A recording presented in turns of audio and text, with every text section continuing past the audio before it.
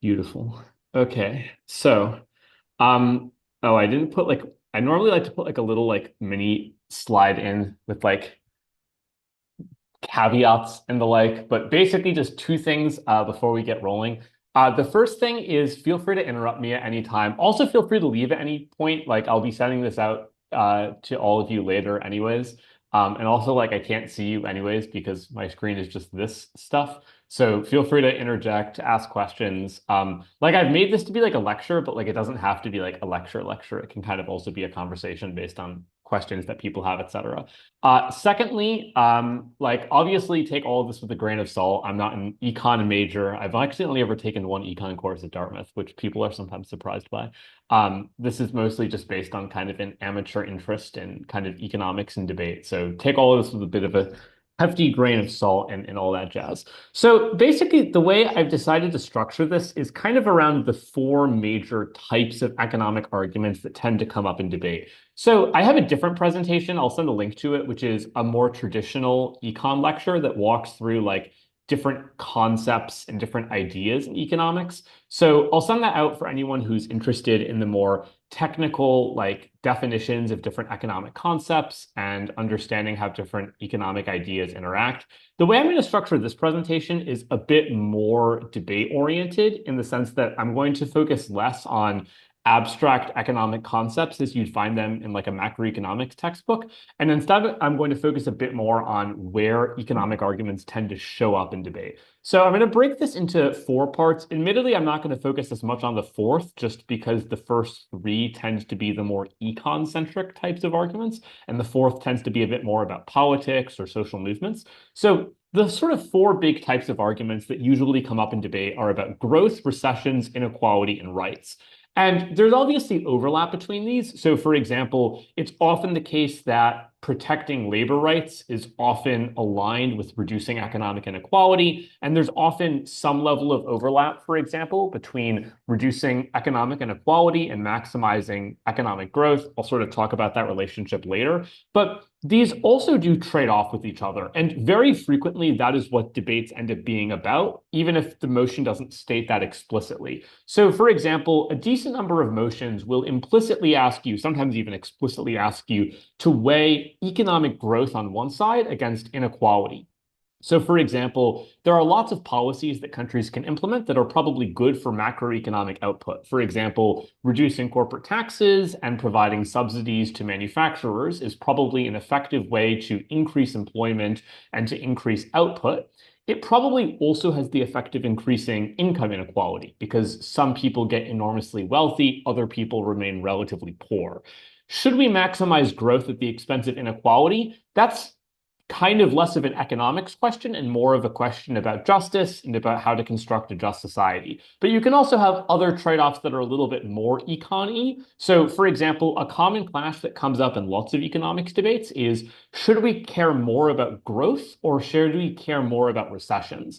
So, simple example, there are lots of financial regulations on banks that reduce lending but also limit risk taking. So, for example, there are lots of restrictions on the types of loans that banks can make. There are limits on the total amount of money that banks can lend out. There are restrictions on how riskily banks are allowed to lend. And all of those restrictions are aimed at preventing a financial crisis like 2008. But they have the effect of reducing growth by restricting bank lending. So in that case, the question is, should we prioritize growth, i.e. deregulating the financial sector and allowing credit to expand, or should we care more about preventing the worst harm of an economic crisis? So the point I'm trying to make here is that most economics debates end up having arguments about these four things. Which team gets the greatest level of growth? Which team reduces the likelihood of an economic crisis or the intensity of a crisis that happens on either side? Which team reduces economic inequality? And which team is better for labor rights?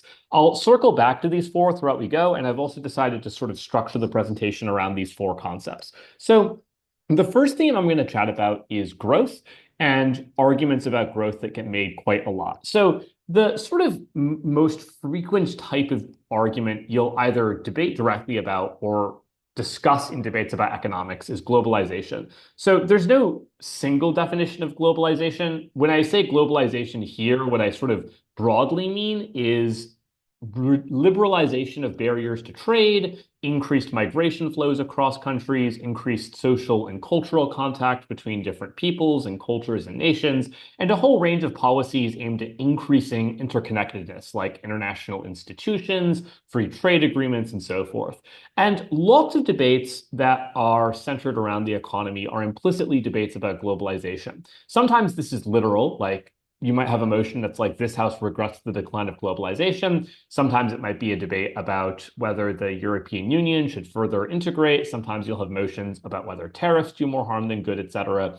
And sometimes debates are not directly about globalization, but there are still lots of arguments that are implicitly about globalization. So, for example, every so often you'll get motions about what strategies developing countries should take to increase economic growth. And although those motions are not explicitly about economic development, they're not explicitly about globalization, they're often implicitly about globalization because the path to development for very many developing countries is increasing exports to foreign countries, hence some form of globalization. So the way I'm going to start this section of the presentation is just to give a very brief review of the post-World War II history of globalization, and then discuss some of the implications of the ongoing retaliation against globalization and how to argue about it in debates. So, broad context, after the First World War, the international economy largely pursued a relative state of protectionism. The most famous example of this is the United States, which pursued a relatively isolationist foreign policy, for example, a refusal to join the League of Nations. But even more broadly, the level of economic interconnectedness during the 1930s was highly isolationist. So countries implemented a whole range of tariffs, a whole range of barriers to trade. The United States implemented what was called the Smoot-Hawley tariff, which significantly restricted international trade flows into and out of the United States. Many other countries responded with retaliatory tariffs, and the interwar period was broadly defined by high levels of economic protectionism and autarky. After the Second World War, the United States emerged as the de facto global hegemon, or at least one of the two hegemons alongside the Soviet Union. And the lesson the United States took away under the Truman administration from the 1930s was that economic isolation breeds nationalism, it breeds violence, it breeds conflict, and the path to global peace is promotion of democracy, promotion of capitalism, promotion of trade. And so the United States played a fairly substantial role in liberalizing the sort of first world, and by first world here, I don't mean developed, I mean first world as in capitalist aligned countries. The United States pursued a whole range of policies to increase economic interdependence, especially in Western Europe and countries aligned politically with the United States. So the Bretton Woods system, for example, created a international monetary regime in which countries' currencies were linked to the dollar, which in turn was linked to gold until the early 1970s under Nixon. The United States created institutions like the World Bank, the World Trade Organization, or formerly what was called the GATT, the GATT, the International Monetary Fund, and a whole range of institutions to reduce barriers to trade, to facilitate flows of capital across countries, and all of that. And this visually is a decent representation of what happened as a consequence of that, which is just to say that the percentage of global GDP that was comprised by trade, so in other words, flows of goods between countries, increased dramatically from well below 25% in, say, the 1950s and 60s to nearly, in fact, over 60% by the 2000s and 2010s. And you'll notice this rather marked increase in the relative salience of trade after 1991, 1992. That's the fall of the Soviet Union, the end of the Cold War. And really between 1991-ish and 2015-ish, and we'll talk about why 2015 is the end point, there was a real surge in globalization. Some have called it hyperglobalization, in which barriers to trade reached record lows. Countries liberalized their economies. There was a large wave of privatization throughout, especially Eastern Europe, and also countries that had previously undergone decolonization. And this was kind of the golden age of globalization. Technically, it is the second golden age of globalization. The first golden age of globalization actually came in the 1800s under the British Empire in what was called Pax Britannica, in which Britain constructed a fairly liberal international system of its own. The key difference, of course, is A, the first age of globalization was actually more liberalized in terms of the relative levels of trade than the second age of globalization. Fun fact, globalization arguably peaked in the very early 1900s, and we've actually never come back to that same level. The second difference is how Britain liberalized. So the United States, of course, has in many ways been coercive in its foreign policy, but the way that Britain liberalized countries' trade policies in the second half of the 1800s was through what was called gunboat diplomacy, excuse me, where Britain would sail warships to countries' borders and force them to open their economies to trade with Britain. The United States has largely pursued a relatively more multilateral approach to free trade, which is just to say that there is an international system buttressed by international institutions that promotes trade. So what have the consequences of globalization been? So later in this presentation, I'm going to give you the pessimist's account of globalization and the many harms that have come from globalization.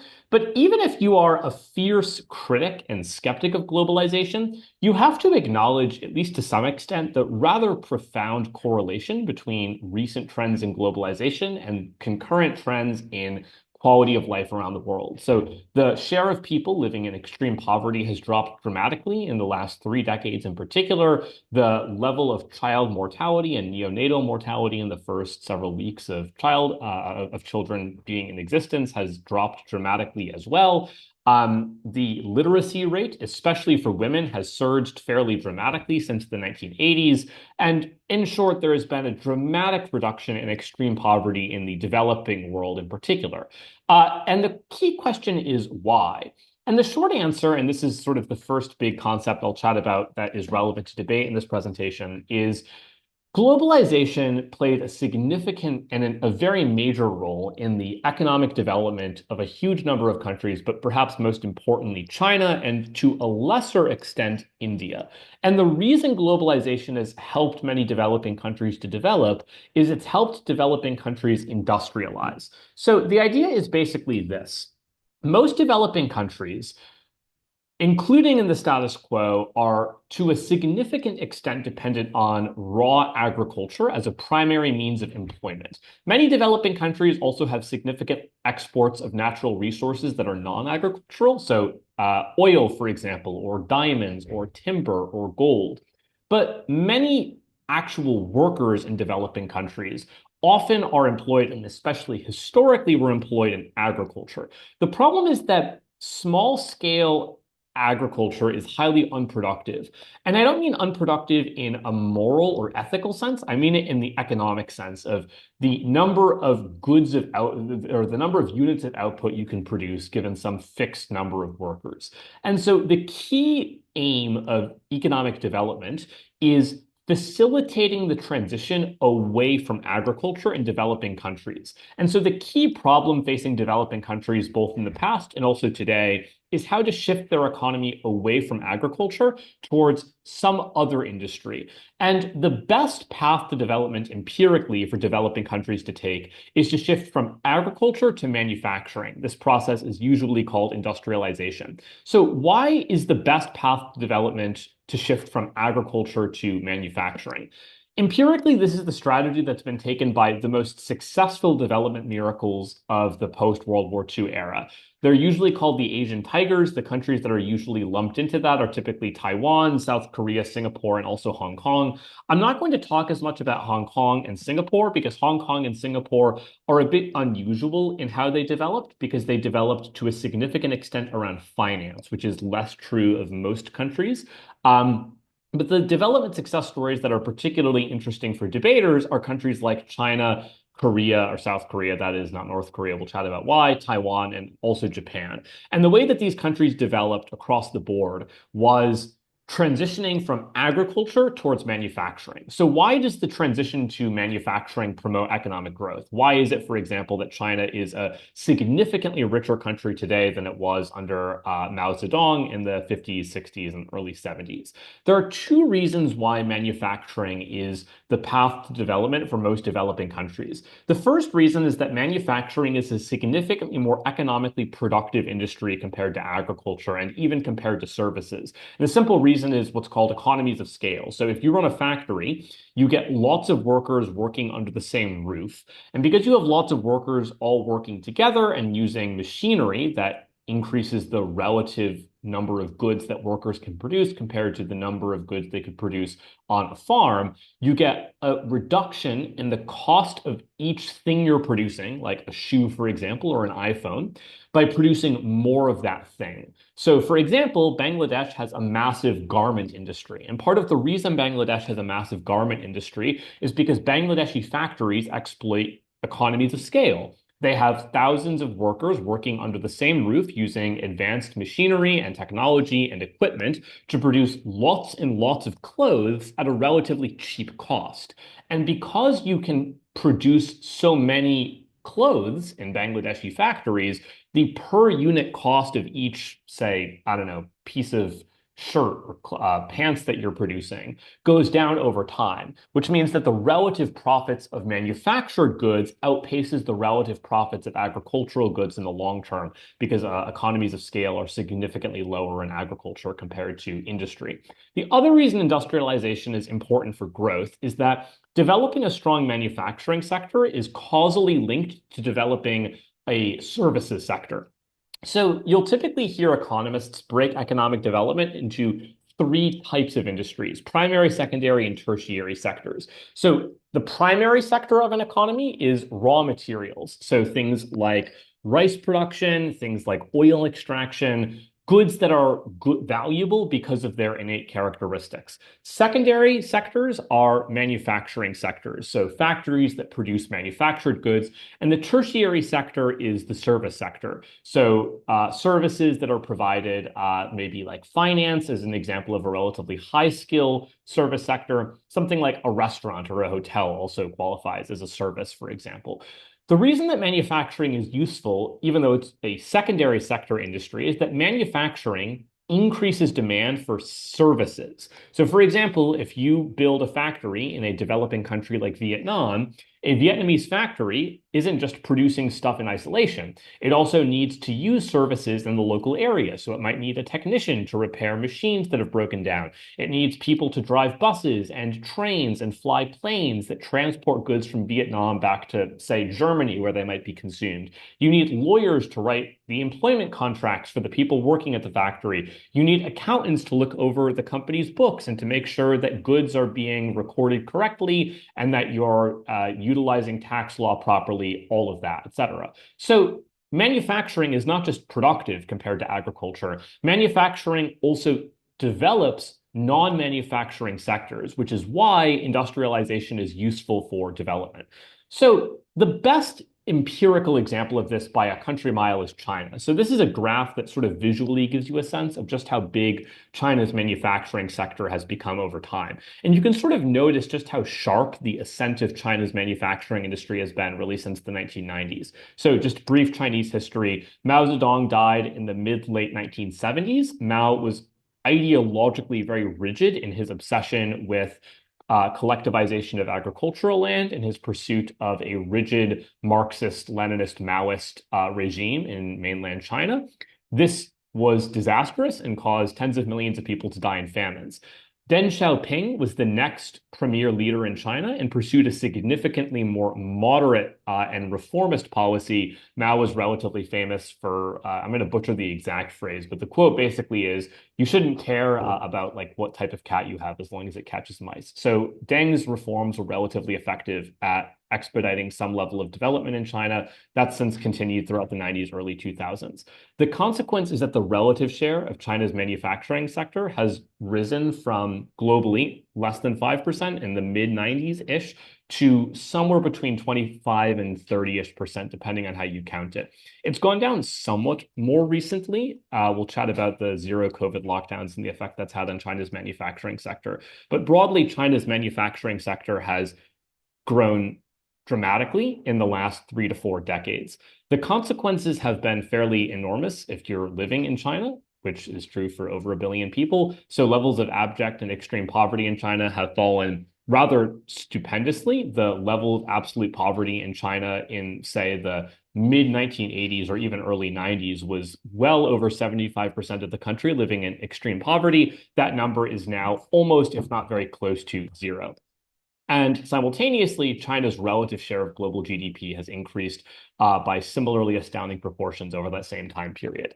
One quick note I want to make before moving into sort of talking a bit about China's case and the Asian tigers in more depth is the concept of the global value chain. So, one of the common criticisms of industrialization as a development strategy that is fair but also empirically flawed is if you're a country that's trying to develop your economy, isn't there a problem that if your main comparative advantage is in cheap labor, and so your path to development focuses around building factories and exploiting cheap labor, how do you ever go from a poor country with lots of factories to a rich country with lots of factories? And the Asian tigers are a good example of how this happens. So, for example, if you look at Taiwan relatively early in its economic history in the 1950s and 1960s, most of Taiwan's factories were not producing advanced electronics products or things like semiconductors, as Taiwan's fairly significant manufacturing sector now focuses on.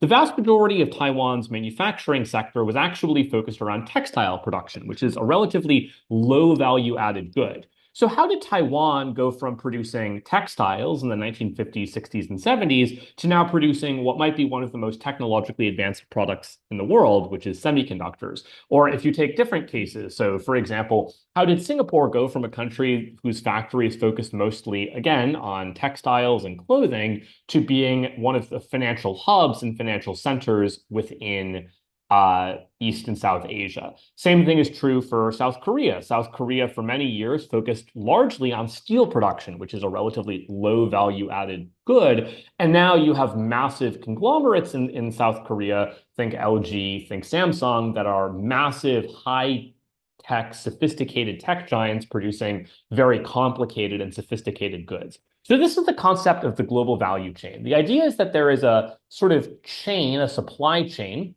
in which goods are produced in gradual steps. So, for example, when your iPhone gets built, it doesn't just get built in one country. You mine raw materials. For example, maybe you mine cobalt in the Democratic Republic of the Congo. You then ship that cobalt to a different country where that cobalt is processed. You then ship refined cobalt to a different country that then incorporates refined cobalt with other minerals to start producing electric wires, for example, or you start using copper, for instance, to create the casing for the iPhone, and then that gets shipped somewhere else, et cetera, et cetera, et cetera.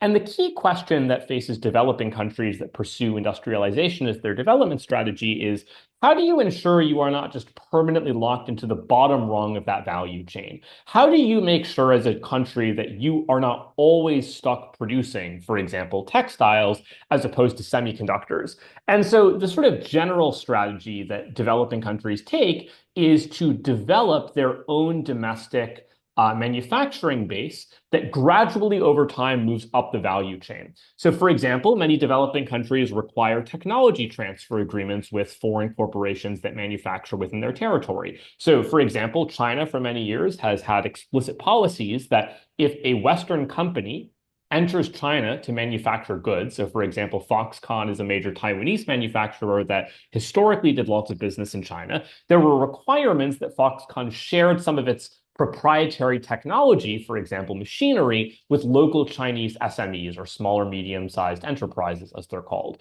And the theory is technology transfer agreements gradually allow domestic manufacturers to gain the expertise and the skills and the technology and the know-how to begin producing more advanced goods over time. There's also a secondary way that countries move up the value chain, which is upskilling. So when workers work at a factory, you start getting on-the-job experience. You learn how to operate machinery. You learn how to run factories more effectively. You often have local employees end up running the factory as mid-level managers and they gain management experience, et cetera. And over the course of 5, 10, 15, 20 years, that institutional knowledge becomes valuable for producing other more sophisticated types of goods. So maybe at first, the people in your factories only know how to put together very basic goods, like, for example, how to stitch together some shoes. But over time, those workers become relatively more skilled in their capacity to manufacture more complicated goods. And so longer term, the type of good that you produce becomes more value added.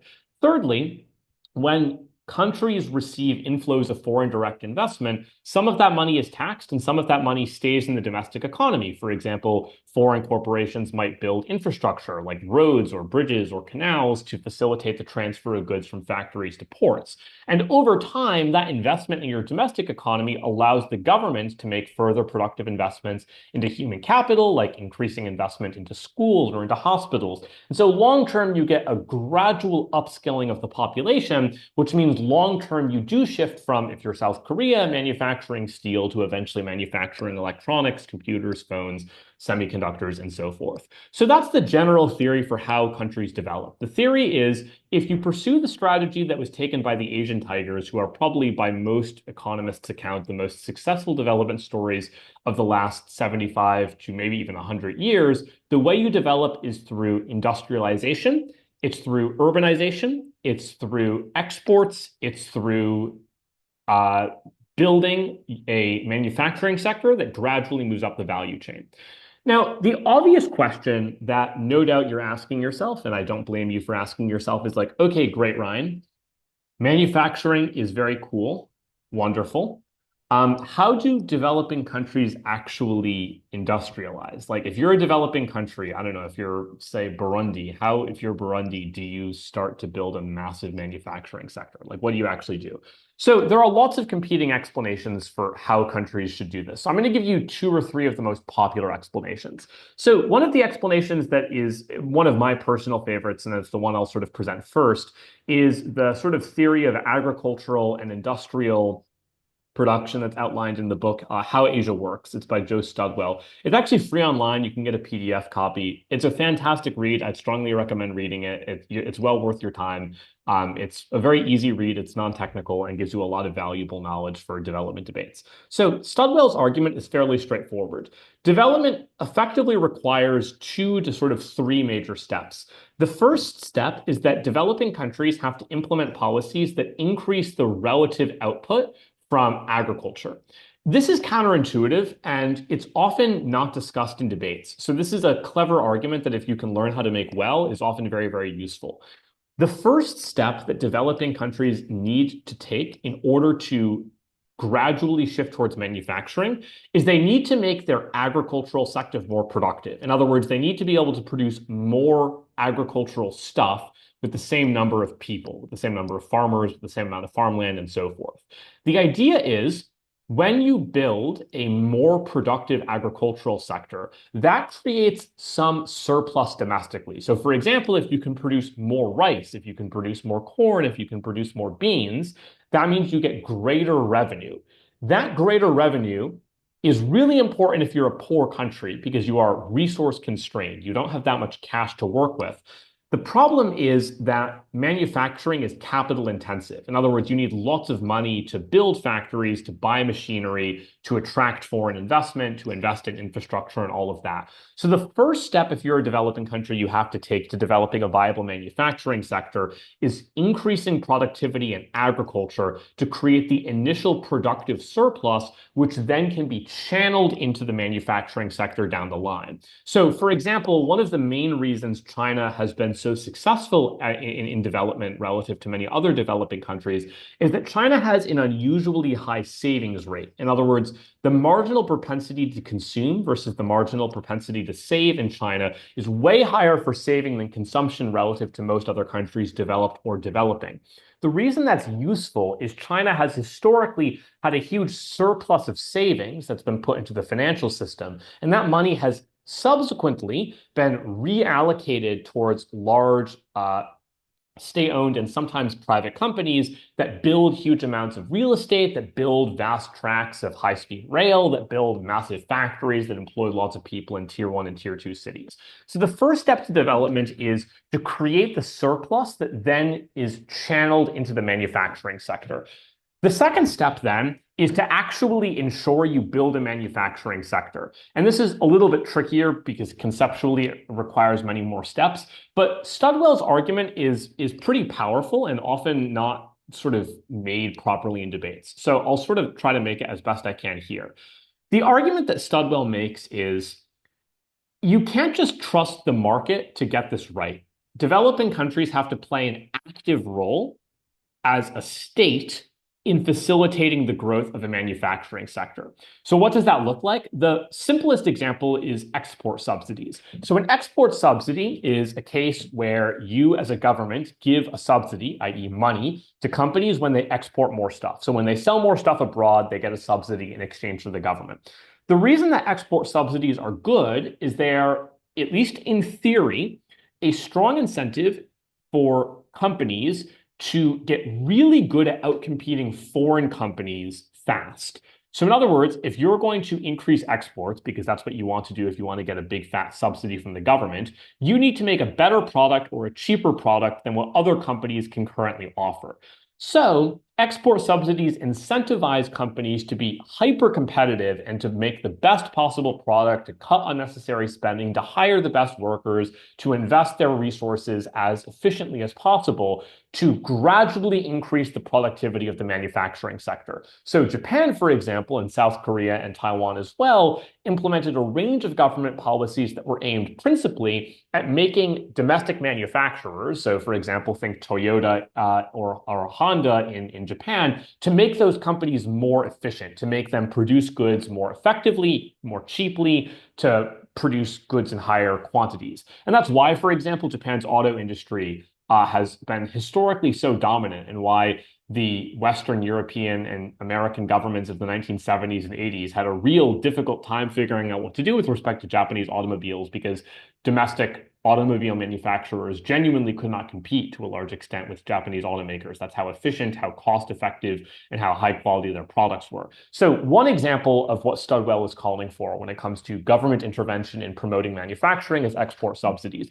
There are other examples. So a more controversial example is what's called a national champion policy. So the idea of a national champion is governments can appoint or designate certain companies as the sort of national champions of economic growth. And what that means is you pick a smallish number of companies and then aggressively try to grow those companies. So you give them discounted loans, you give them preferential access to land, you give them access to government subsidies, you funnel resources towards those manufacturing firms to increase their long-term potential to grow. So an example of this would be the Chaebols, that's Chaebols, in case you're confused on spelling, in South Korea. The Chaebols were, and this day still are, a small number of vast industrial family-owned conglomerates in South Korea that were tightly interconnected and still are tightly interconnected with the South Korean government. And the South Korean government implemented a range of measures to allow those companies to grow in a way that they wouldn't have if they were purely separate from the state.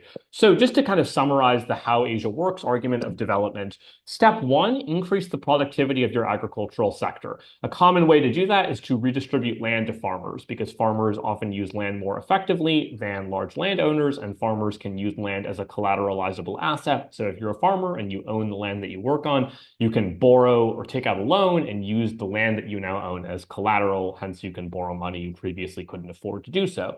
The first step is increase agricultural productivity. Land reform is a good way to do that. The second step is to then use the surplus that comes from an increasingly productive agricultural sector to channel funds towards national champions, to incentivize competitive manufacturing companies in order to grow the manufacturing sector long term.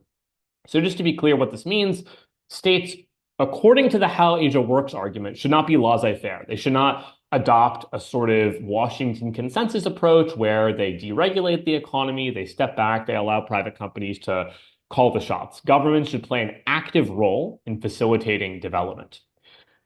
There's a related argument from, it's an excellent book, another book I'd recommend reading, from two economists at MIT, Why Nations Fail. Fun fact, this book, well, its authors, plus a third author, recently won the Nobel Prize in Economics in 2024, which is kind of cool. Why nations fail, the argument for how countries develop manufacturing sectors, and more broadly, how countries develop, period, is focused on what's called inclusive economic institutions. The core theory of inclusive economic institutions is basically that economic growth is very difficult to explain in terms of nearly any number of factors. So in other words, there are lots of theories for why some countries are poor and why other countries are not. Some people say it's because of colonialism. Some people say it's because of geography. Some people say it's because of ineffective governmental leaders. Who knows? The argument that's made in Why Nations Fail is that the best explanation for why some countries are rich and other countries are poor is that different countries have different types of institutions. So this is a kind of nice, quick way of summarizing it, which is that prosperity is effectively determined by the incentives that government and economic institutions create. So the argument effectively works like this.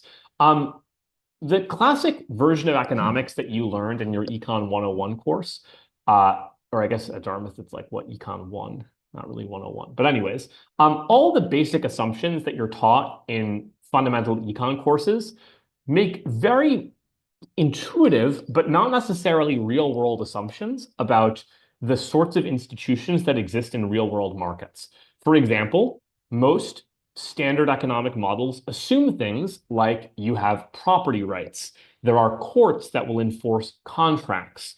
There is not government favoritism towards a small number of companies. There are roads that allow you to transport goods to and from factories. You have education that provides an education to workers, et cetera, et cetera, et cetera. The problem is that many countries don't have these types of institutions. They don't have secure property rights. They don't have an impartial judicial system. They don't have a level playing field for small businesses. They don't allow new companies to enter the markets. They don't have stable contractual enforcement, et cetera, et cetera, et cetera. And the consequence is if you do not have some level of what's called inclusive economic institutions, there are perverse incentives for powerful elites to extract wealth from the vast majority of people in your country without promoting sustainable long-run development. So the argument for why economic institutions matter is that economic institutions shape the incentives of entrepreneurs, they shape the incentives of investors, and they shape the incentives of corporations. When corporations and when entrepreneurs and investors and even just regular consumers like you or I have a relatively stable economic institutional environment, for example, when there are courts that can enforce contracts, when there are secure property rights, when there are clear metrics for determining where my land ends and where your land begins, this creates incentives for long-term investment into capital goods, factories, machinery, mechanized agriculture, et cetera. When you don't have inclusive economic institutions, when you have corruption, when you have unstable property rights, et cetera, you don't have those types of incentives. And what you instead have are powerful corporations that abuse their access to state resources to prevent new companies from emerging, to prevent competitors from having their contracts enforced, so on and so forth. And so the argument that Acemoglu and Robinson make is effectively the way that you promote manufacturing and industrialization in developing countries is by creating or promoting stable and inclusive economic institutions. So in a debate context, what might that look like? It might look like making arguments about reduction in corruption in local courts. It might look like arguments about reducing political volatility or political instability at the federal level. It might look like arguments that you might make about the relative effectiveness of land allocation systems in determining where land demarcation and land lines begin and where they end. Now, it's just worth flagging very quickly that a common way that the Why Nations argument, or like a common way that people interpret Why Nations Fail, like the argument in it, is they assume that inclusive economic institutions means democracy. This is not true. There are, in fact, a huge number of countries that have developed very successfully from an economic perspective with brutally repressive political regimes. So China, in case you have been living under a rock, has not had democracy since, October 1949 is when the CCP officially established the People's Republic of China. The CCP is not democratic, but the CCP has also been highly effective, at least until recently, at promoting economic growth since Deng until Xi. Japan has had two large waves of industrialization. The first came in the 1860s through really the Second World War and what was called the Meiji Restoration, which lasted from the late 1860s through the 1890s. The Meiji era was one of vast industrialization. It was also one of political authoritarianism in Japan. South Korea had roughly a decade of stagnant economic misery in the first decade after the Korean War. Subsequently, there was a military coup in the early 1960s. Park Chung-hee assumed power and ruled until the late 1970s when he was assassinated. That period in time was associated with stupendous economic growth in South Korea. Taiwan was not democratic properly until the late 1980s, and arguably not really until the early 2000s when power transitioned to the DPP, which is now the ruling party in the presidency in Taiwan. And during that period of single Kuomintang party rule, the KMT, by the way, was the nationalists that fought in the Chinese Civil War, Taiwan still developed. And of course, Singapore, at least notionally democratic, but the People's Action Party has been the ruling party in Singapore for pretty much all of recent memory. Since the 1960s, and yet Singapore has developed stupendously. So the point I'm trying to make here is this. Whenever you have debates about economic development, do not forget to make arguments about politics and do not forget to make arguments about courts. Just remember that making arguments about inclusive economic institutions is not necessarily the same thing as making arguments in favor of democracy. There's a bit of a tension there. Last thing we'll chat about with respect to development and then shift our focus a bit towards the case against globalization. We've chatted a lot about very abstract ideas like development, industrialization, all of that. The question you probably still have to some extent is like, if you're a developing country, what actual tangible policies can you implement that would promote industrialization-oriented development? So this is just a list of common arguments you can make in debate for ways to facilitate industrialization. The simplest example is if countries can attract foreign investment, they are more likely to develop.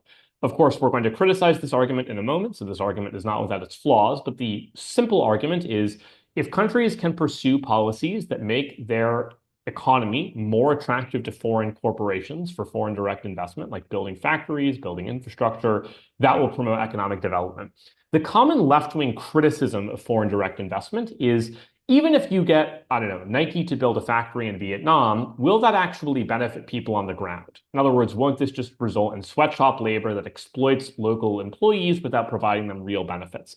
You can argue that foreign investment into developing countries does produce trickle-down benefits. We sort of talked about 2 or 3 of them already, just to review them very quickly. First, foreign investment provides knowledge spillover. So even if initially foreign investment is extractive and exploitative, in the long term, workers become more knowledgeable. They acquire skills in industrial manufacturing and in management, which then benefits domestic, small, and medium-sized enterprises. Secondly, foreign direct investment often entails technology transfers in which local domestic firms gain access to proprietary machinery and technology that otherwise would have been locked out of under international intellectual property restrictions. You get tax revenue, which governments can then funnel into healthcare systems, into education systems, into infrastructure, and corporations often play some role in the development of transportation infrastructure like roads or ports, for example, airports as well, because transportation costs are a major problem if you're a company, and the way to reduce transportation costs is to develop effective infrastructure. So that's the sort of basket of arguments you can make for why foreign direct investment does produce trickle-down benefits for regular people on the ground. It doesn't just enhance the pockets of the rich. You can also make other arguments for how developing countries can attract foreign investment. In other words, how can you actually get foreign corporations to want to build a factory in your country? A couple of policies. First, urbanization. There's a bit of a trend in debate to not set motions about urbanization as much anymore, but there are in the past have been many motions about whether developing countries should encourage or discourage urbanization. In general, urbanization is probably good for industrialization. The simple reason is if you concentrate lots of workers in the same area, i.e. the same city, that means that labor costs are lower because the supply of labor has gone up, which means that corporations are more likely to invest because the relative cost of hiring labor is lower. You can say that financial repression is useful for industrialization. So financial repression is when governments interfere with the financial system to target resources towards specific industries or impose, say, restrictions on how much interest a bank can charge, those types of policies. Financial repression was effective in many East Asian countries at promoting manufacturing. For example, if you're a country like Japan, if you can funnel farmer savings towards large manufacturing conglomerates, that might be an effective way to promote long-term development, even if banks on their own accord wouldn't have lent to those companies at the same interest rates that the Japanese government wanted them to. You can also make arguments about the sort of broader determinants of productive factors of the economy. So if you invest in education and healthcare, that means that you have a more durable and more knowledgeable workforce. That's good for developing a manufacturing base because you need smart and hardworking and healthy and alive people to work in factories. You can also say that infrastructure is good for attracting foreign investment and promoting industrialization. That reduces transportation costs if you have airports, railways, canals, highways, all of that. And of course, you can also say that having political stability is very important for developing a viable manufacturing sector. A foreign company is not going to build a factory in your country if it is worried that it's going to be expropriated, i.e., if it worries that the government is going to nationalize the factory or assume control of your land. So having a stable rule of law, having a clearly written constitution, having a relatively non-corrupt judiciary, these are all ways that developing countries can pursue industrialization. The next thing we're going to chat about is broadly why globalization is arguably maybe dying. And we're going to chat about the flip side of all of this industrialization stuff we've just been chatting about. Before we dive into the sort of quote unquote death of globalization, questions on industrialization slash globalization as we've just discussed before. Okay, beautiful. So, death of globalization. If you were unconvinced that globalization is on the decline, you should have been thoroughly dispossessed of that belief relatively recently, i.e., a month ago when Trump won the US election. So, for reference, this is Jamison Greer. He is the person that Trump is likely, well, he's announced he's going to appoint to be the US Trade Representative. Greer is a strong supporter of Trump's tariffs. Trump has pledged to impose 10% across the board tariffs. He's threatened to impose 60 to 100% tariffs on China. He's threatened to impose 100% tariffs on countries that reject the use of the US dollar. He's threatened to now impose tariffs on China and Mexico in violation of the USMCA trade agreement he himself negotiated back in 2018, 2019. The point is, if you were unconvinced that people are shifting away from globalization, Donald Trump probably should convince you that you are somewhat wrong. Kind of interesting side note that's just kind of interesting to me, but maybe not other people. So this guy, his name here is Robert Lighthizer. He was the U.S. Trade Representative in Trump's first term. Interestingly, he's been sidelined, and there's not a huge consensus for why.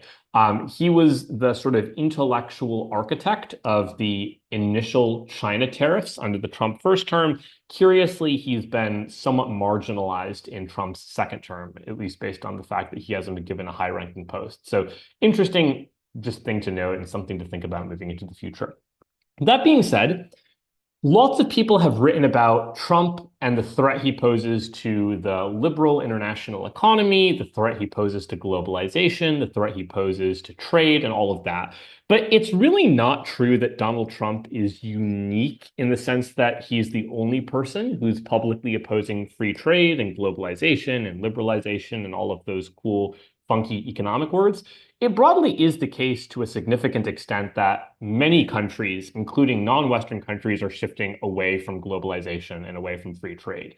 Probably the clearest secondary example besides Trump is Brexit, in which Britain voted to leave the European Union by a very narrow 52-48 vote back in June 2016. There are also other examples of this. So the United States under Trump blocked judge appointments to the appeals body within the World Trade Organization's dispute settlement body. The Biden administration very quietly continued that stonewalling. So the WTO settlement mechanism is functionally not in existence anymore because the United States has veto power, in essence, over the appointment of judges to the WTO's appeals organ, and without those judges, the body just can't work. So that's another example where opposition to free trade has become quietly bipartisan in the United States. It's also become somewhat bipartisan in many European countries. So, for example, the European Union has recently increased tariffs on Chinese-produced electric vehicles to between 35 and 45% in response to anti-competitive policies used by the Chinese economic system. For example, subsidies and favorable regulatory treatment for Chinese manufacturers. The Biden administration has, in many ways, also been opposed to globalization.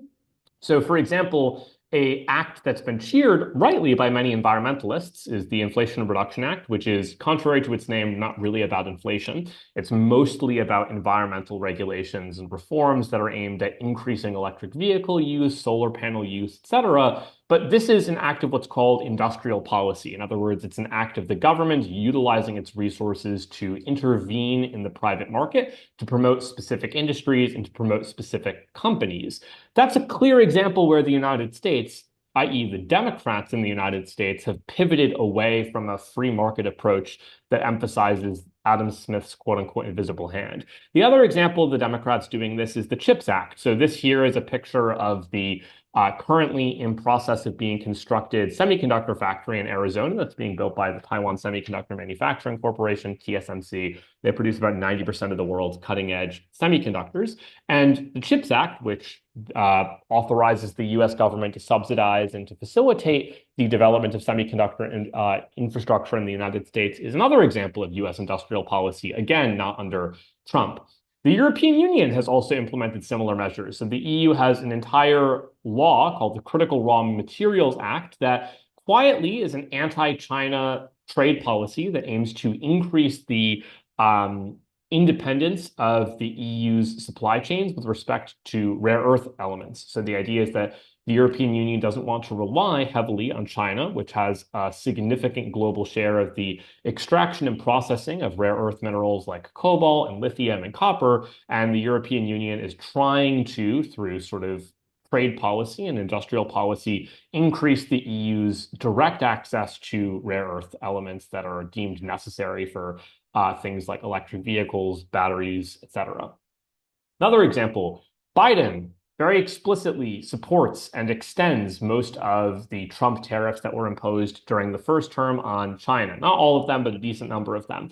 This is another interesting example where the opposition to free trade is pretty bipartisan in the United States. So this is an exchange from the Trump-Harris debate back in September, where Harris was asked directly why the Biden administration kept many of Trump's tariffs on China. And Harris's answer is actually quite telling. Her answer is, I'm just going to quote her here. The Trump administration ended up selling American chips to China to help them improve and modernize their military, when a policy about China should be in making sure the United States of America wins the competition for the 21st century by focusing on investing in American-based technology. So just to be clear, her answer, it's not directly stating this, but her answer in short is that Trump was not sufficiently protectionist enough on China, and that the Biden administration has actually been playing more hardball than the Trump administration when it comes to fighting back against allegedly anti-competitive Chinese business practices and protecting American national security. There are also, by the way, examples of this outside of Europe and the United States. So, for example, in November 2024, a communist party in Sri Lanka, the JVP, won a majority of seats, in fact, nearly a supermajority of seats in the national parliament. They also won the presidency. If you think about the backlash to austerity in Greece, for example, during the 2011 to 2015-ish Eurozone debt crisis, Syriza, a far-left populist party, broke huge amounts of precedent by becoming the first far-left party to be voted into a governing coalition in Europe in 2015. They subsequently remained in power until 2019. And broadly across many European countries, there's rising levels of Euroscepticism, increasing opposition towards the European Court of Human Rights, increasing levels of frustration with globalization. And that's reflected by the increasing salience of far-right populist parties across Europe. So Law and Justice in Poland, the National Rally in France, the AfD in Germany, the Brothers of Italy in, well, you guessed it, Italy. Podemos, for example, and Vox in Spain, the UK Independence Party and Reform UK in Britain, Fidesz in Hungary. The list kind of goes on and on and on. Sweden Democrats, for example. The point is that there's rising levels of frustration with globalization. There's increasing opposition to free trade, increasing opposition to international institutions, increasing opposition to liberalization. Why? There are broadly three explanations that you'll hear for why globalization is now politically unpopular. The strongest explanation is economic. So the core argument basically is, and I actually didn't include this in the presentation, but I'm going to, let me see if I can pull this up really quickly. I'm going to pull up what's called the elephant curve just to kind of show you this in a second. But the kind of core argument for why people are now revolting against globalization is globalization, like we talked about way back in the very beginning of this presentation, has had positive effects on output, i.e., the world is at an all-time level of total wealth. The world has never been richer than it is before. However, the fact that the world has never been richer than it is before does not mean that all people within the current global economy are richer than they have been before. And there's a bit of an odd paradox about globalization. And the paradox basically is that there are two groups of people that benefit enormously from globalization. And I'm sort of just going to walk you through this. It's called the elephant curve because it sort of vaguely resembles an elephant. There are two groups of people who benefit a lot from globalization. The first are the people who basically fall into this category. And what this category here, what I basically mean, I can kind of annotate this to show you visually. Basically from here onwards, like basically people that fall into this part of the graph. These parts of the graph represent people who have incomes that are relatively low relative to the global median. So for example, people who are to the left of this dot here, those are people whose income is to the left of the global average income, i.e. the global poor. And what's interesting about this group, let me see if I can clear this away. There we go.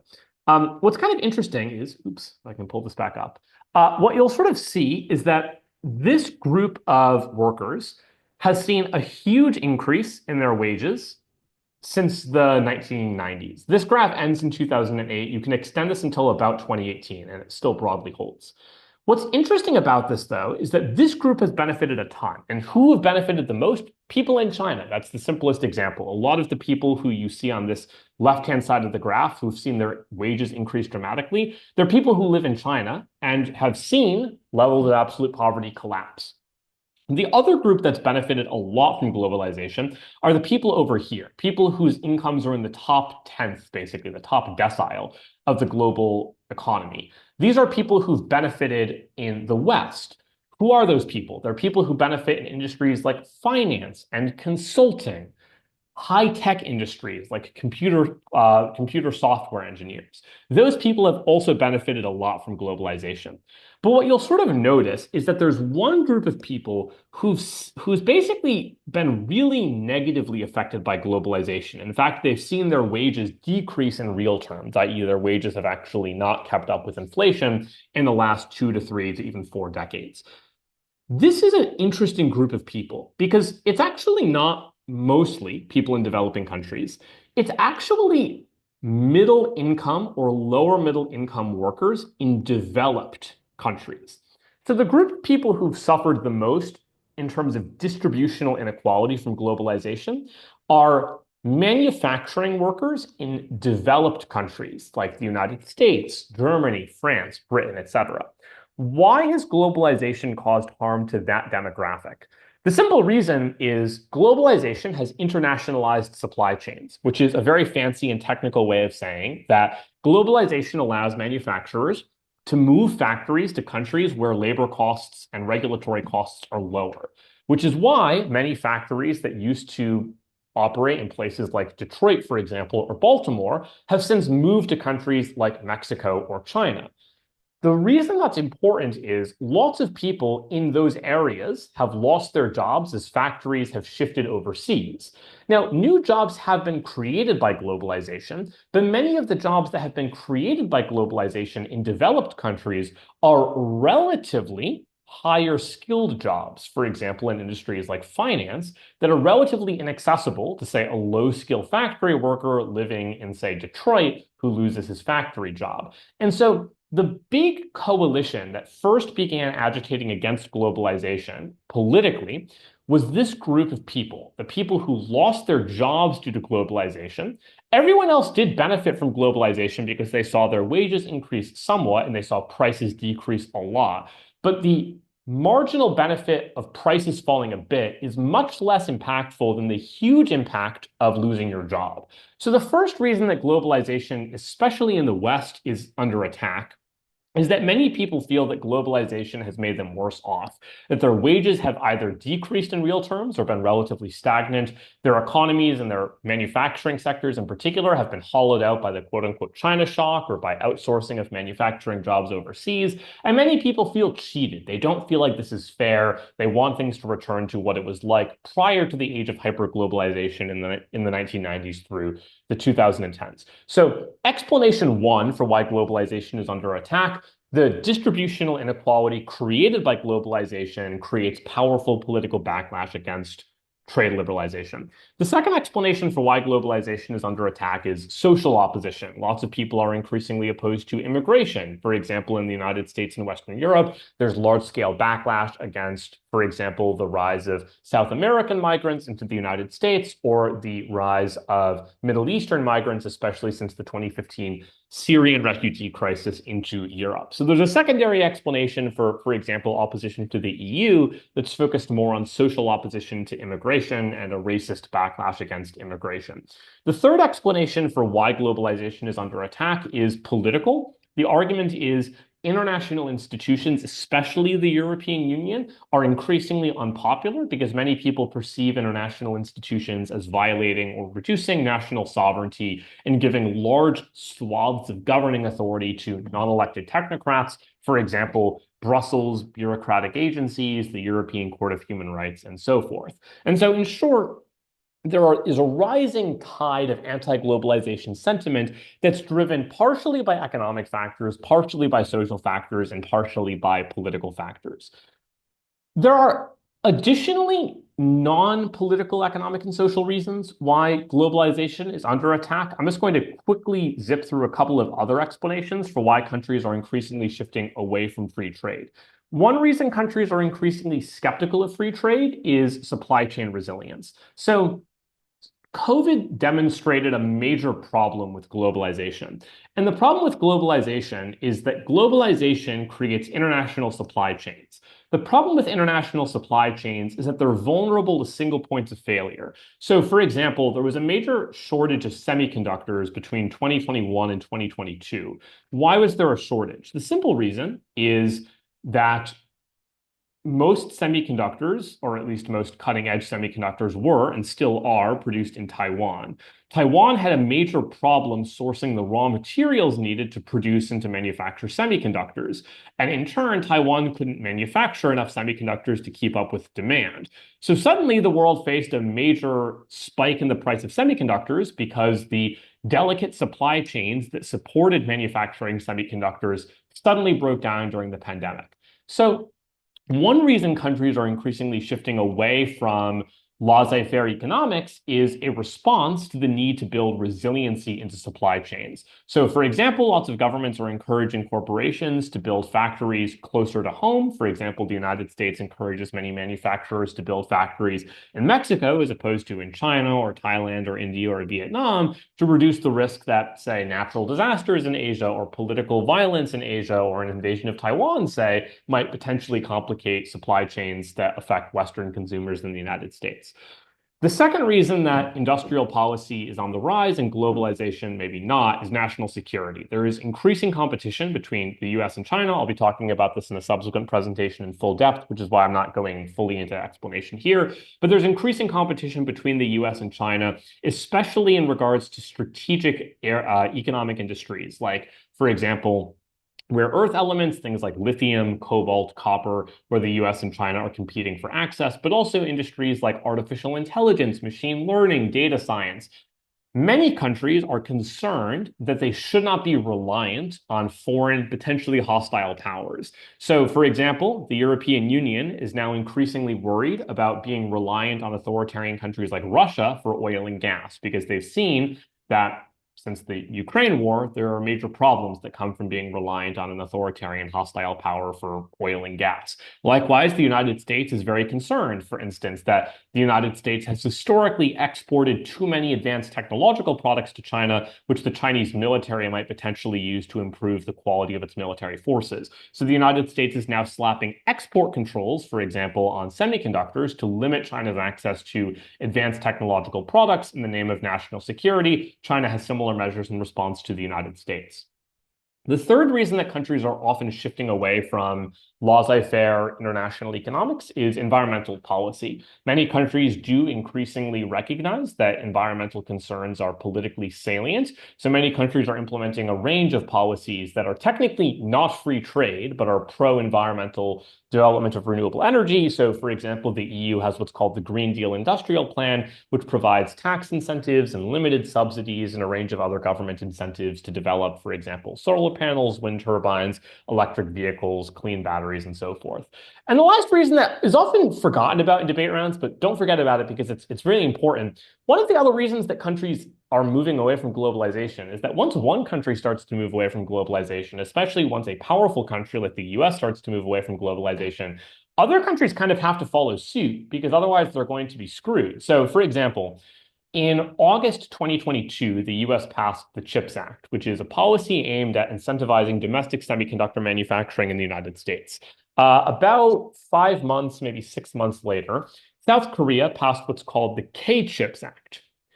The reason South Korea passed a CHIPS Act that does very similar things to the US's CHIPS Act is because South Korea recognized that the CHIPS Act posed a threat to South Korea's semiconductor manufacturing industry. After all, if TSMC opts to build a semiconductor plant in Arizona as opposed to in Seoul, then that will harm employment prospects in South Korea. So once one country starts to embrace tariffs, industrial policies, subsidies, etc., other countries are often forced to follow suit. I guess this is a kind of nice-ish segue. The related thing that I want to chat about on the subject of deglobalization is what's called offshoring, or I guess not offshoring, really nearshoring is the better term for it. So nearshoring is the trend of Western corporations relocating factories out of China and either into surrounding countries in East and South Asia. For example, India has been a major recipient of manufacturing moving out of China, but also countries in South America. So, for example, Mexico has benefited from a huge surge in foreign direct investment and in factory construction since companies began moving out of China. So why are companies moving out of China? There's a series of reasons. One of them is just that the US and China are increasingly barreling down towards a major trade war, and producing goods in China is not good if you're going to be subject to a huge tariff because Trump is in office or Biden supported Trump's previous China tariffs. The second reason is that Xi Jinping is arguably, in many ways, a somewhat unpredictable leader in China. So Xi Jinping is, in many ways, the de facto dictator. It's not really properly true, but Xi Jinping is for sure the most powerful man in China. He was elected, quote unquote, to a third term as president and is the sort of premier leader in China and has been since 2012, 2013. Xi's leadership is characterized by two features that are concerning to foreign manufacturers. One is people have a difficult time predicting how Xi is going to govern. For example, China had a very famous, what was called zero COVID policy, which featured vast lockdowns all the way into November 2022. And then somewhat out of the blue, not entirely, there were protests that precipitated the move, but Xi removed the zero COVID policy with relatively little aforementioned warning. That's not great if you're a company. It's great to be clear that zero COVID got released if you're a company, but it's not great if you're trying to get a predictable business environment. The second reason why companies don't love Xi is that Xi has shown significant favoritism towards Chinese state-owned enterprises and has shown high levels of hostility to private corporations. So if you're a Chinese SOE, it's great. If you're a Western manufacturer, it's not. A couple of other reasons, I'll just kind of skip over these pretty quickly. We chatted a little bit about resiliency in supply chains. Lots of companies are building factories outside East Asia to reduce single points of failure in their supply chains. China's labor costs have increased pretty considerably in the last 2 decades because China is a much richer country today than it was in the 1990s or early 2000s. And Western countries are incentivizing countries to quote unquote friendshore, i.e. move factories and production facilities outside of potentially hostile countries like China. That being said, a lot of people in debates about economics will either make directly or indirectly the argument that globalization is in decline, and they'll cite all the stuff that we were just talking about for why this is happening. The reality is a little more complicated. The world is actually not deglobalizing. It's probably more likely reglobalizing. So this is the guy who heads up the trade research division on the Cato Institute, which has some good stuff, also some not good stuff, but this particular piece is pretty sensible. Fun fact, he also came to Dartmouth in May 2023, which is random, but also cool. Anyways, basically the argument that he makes that is, I think, pretty reasonable is it's actually not true that the world is suffering this. Oh, by the way, I just caveat this. This article was written prior to Trump's win in the November 2024 election. So that does change things because this might end up being kind of untrue. But broadly, the trend is not towards full-scale economic isolationism. The trend is instead towards re-globalization, i.e., shifting where factories are built, but not stopping globalization altogether. So, for example, there's a somewhat complicated metric. I'm not going to go into the full detail of it, but there's this kind of sophisticated metric that captures the relative level of global connectedness internationally that's run by a series of think tanks. And this sort of gives you a graphical sense of how interconnected the world has been over the course of the last 25-ish years. And what you'll notice if you look at this is that overall, the world is very slightly reducing economic and political interconnectedness in the last 2 to 3 years. But it's like, I mean, it's this red line here, by the way. Like, it's not notable or massive. In fact, the world has become more integrated in some aspects, for example, in information technology and in capital, for example, financial flows. The one place where the world has seen a reduction in interconnectedness is trade. So the world's relative level of trade has declined. But when you hear words like death of globalization, you probably think of something steeper than this, which is not really that enormous. In fact, there's actually some evidence that it runs the opposite way. For example, if you look at the gross value of global trade in goods, so things like, for example, physical products that are produced in one country and sold in another, it's actually surged pretty dramatically. And part of that, of course, is like the COVID dip, which you can sort of see here. But actually, the gross value of trade in goods, even adjusted for inflation, has soared above pre-pandemic levels. So it's not entirely fair to say that the world is experiencing a huge backlash against globalization in actuality. It might more just be the case that there is some level of political opposition to globalization, but the underlying economic fundamentals remain broadly. Okay, so that's mostly the stuff I wanted to talk about with respect to globalization and with respect to development. Obviously, this is a little bit abstract and not super relevant for like making arguments prescriptively about what countries should do, but hopefully this gives you a reasonably decent descriptive background for describing trends in the international economic system. Before we move into the second theme, which is going to get a little bit more technical, but might also be a bit more relevant for debate, questions on growth slash development slash industrialization slash deglobalization. Beautiful. Okay. Theme 2, recessions. Broadly, 3 types of recessions. The first type of recession is a demand-side recession. So a demand-side recession happens when aggregate demand, so for example, total level of spending by governments, corporations, and by regular households, people like you and me, a reduction in aggregate demand occurs when those people just don't spend as much money.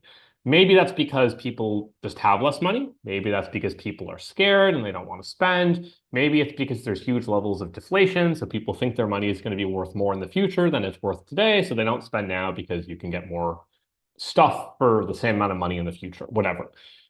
What happens when people spend less on a large scale? The answer is that there is a drop in aggregate demand. And when there's a drop in aggregate demand, suddenly companies make less money because people are buying fewer things. When people buy fewer things, that means corporate profits go down. When corporate revenues go down, that means that you can't keep the same number of people employed as before. So you have to fire people. When people get fired, they don't have as much money. When they don't have as much money, they don't spend as much. And this becomes a cycle in which reduced demand causes reduced employment, which causes reduced demand, and so forth. So the primary way that governments respond to demand-side recessions is through what's called Keynesian pump priming, which is a very fancy and scary sounding term, but it just means governments put money into the economy. So for example, during COVID is a pretty straightforward, or at least the initial recession that was caused by COVID is a pretty clear example of, at first, a demand-side recession. Why did the world economy sort of enter a death spiral in March 2020? It's because suddenly people were confined at home, huge numbers of people lost their jobs, and suddenly spending collapsed. The government in many countries responded with huge levels of fiscal stimulus. So direct cash transfers, stimulus checks, public works programs, et cetera. The aim of those projects is to get people spending, to give them money and all of that. China currently faces a demand side recession as well. So aggregate levels of consumption in China are well below 2020 levels. And as a consequence, China's economy, in addition to a series of other major problems, including a demographic and property crisis that we'll chat about later down the road, China faces a pretty significant problem with respect to deflation, but more importantly, with respect to youth unemployment and with respect to declining property prices, especially in tier one and tier two cities.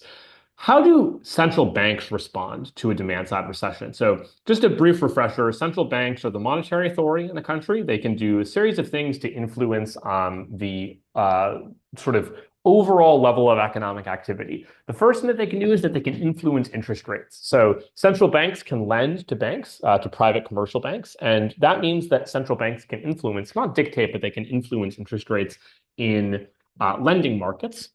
So, for example, if central banks increase interest rates, then interest rates in the real economy tend to increase as well because you can get more money by parking your money into a savings account. And as a consequence, there is a sort of gradual increase in interest rates, i.e., the costs of borrowing. If you reduce interest rates, then you spur lending and all of that. The consequence is that the first way central banks can influence the economy is through interfering with interest rates. The second way central banks can manipulate or slash interfere with, I'm using very negative words, but I mean this in a positive way. The second way they can adjust economic outcomes is through open market operations. So central banks can do things like buy and sell bonds in an effort, or assets more generally. If you, for example, buy up a lot of government bonds, which we'll chat about in just a second with quantitative easing, if the central bank buys up a bunch of bonds that are held by banks, then that means banks have a lot of money, and then banks can lend that money out, and that causes interest rates to go down by increasing the supply of loanable funds. You can also do things that tighten the supply of money. So, for example, you might sell large numbers of bonds. And if you sell large numbers of bonds or assets, that means that people, i.e., banks, are giving money to the central bank, which means that the supply of money in circulation goes down.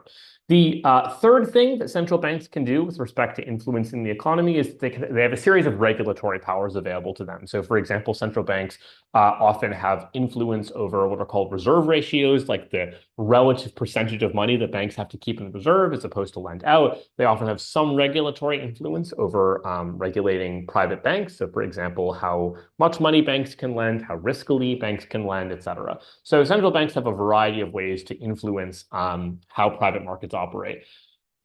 What do central banks do in periods of demand-side recessions? The short answer is they implement what's called expansionary monetary policy. The aim is to stimulate the economy by lowering interest rates and by increasing the money supply. So, for example, Japan had a major economic crisis in the 1990s and 2000s, which has continued arguably ever since then. It was called the lost decades in Japan. And Japan's had a severe problem with what's called secular stagnation, which is to say low levels of inflation, low levels of employment, low levels of unemployment, but low levels of growth for very, very many years. And so for a bit over a decade, Japan tried what was called Abenomics, named after Shinzo Abe, the now assassinated, I guess he was assassinated like 2 years ago, but the assassinated former Japanese leader. And Abenomics is a policy that aims for persistent expansions in the money supply. So it called for the Bank of Japan to set persistently low, in fact, negative interest rates, large-scale asset purchases, and a series of fiscal measures that were aimed at increasing demand and consumption within the Japanese economy. The other thing that lots of central banks do in periods of economic crisis is they do what's called quantitative easing. So quantitative easing is a strategy in which central banks, and the slide here is a little bit technical, but don't get scared away by the really big, freaky finance words. Quantitative easing, very straightforwardly, is just a policy where central banks try to increase the money in circulation in the banking sector. And what they do is they spend a bunch of money buying up government bonds, like treasuries, for example. And what that does is it suddenly gives a bunch of money or liquidity to banks.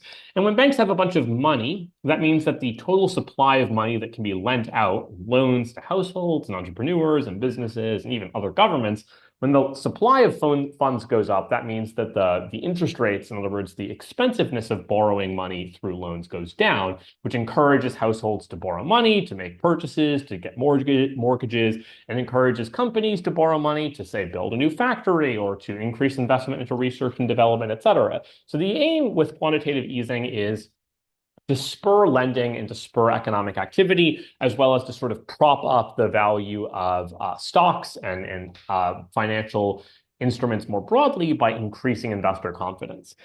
Now, the question you might ask, and I would not blame you at all for asking this, is like, why would central banks do this? Like, it sounds kind of cool, I suppose, but like, why wouldn't you just do the easier thing of lowering interest rates? And the answer, of course, is you do both, right? If you're a central bank, you lower interest rates to zero and you also implement quantitative easing. But the reason that quantitative easing is particularly important is that in times of crisis, many central banks face what's called the zero bound or the zero interest rate bound.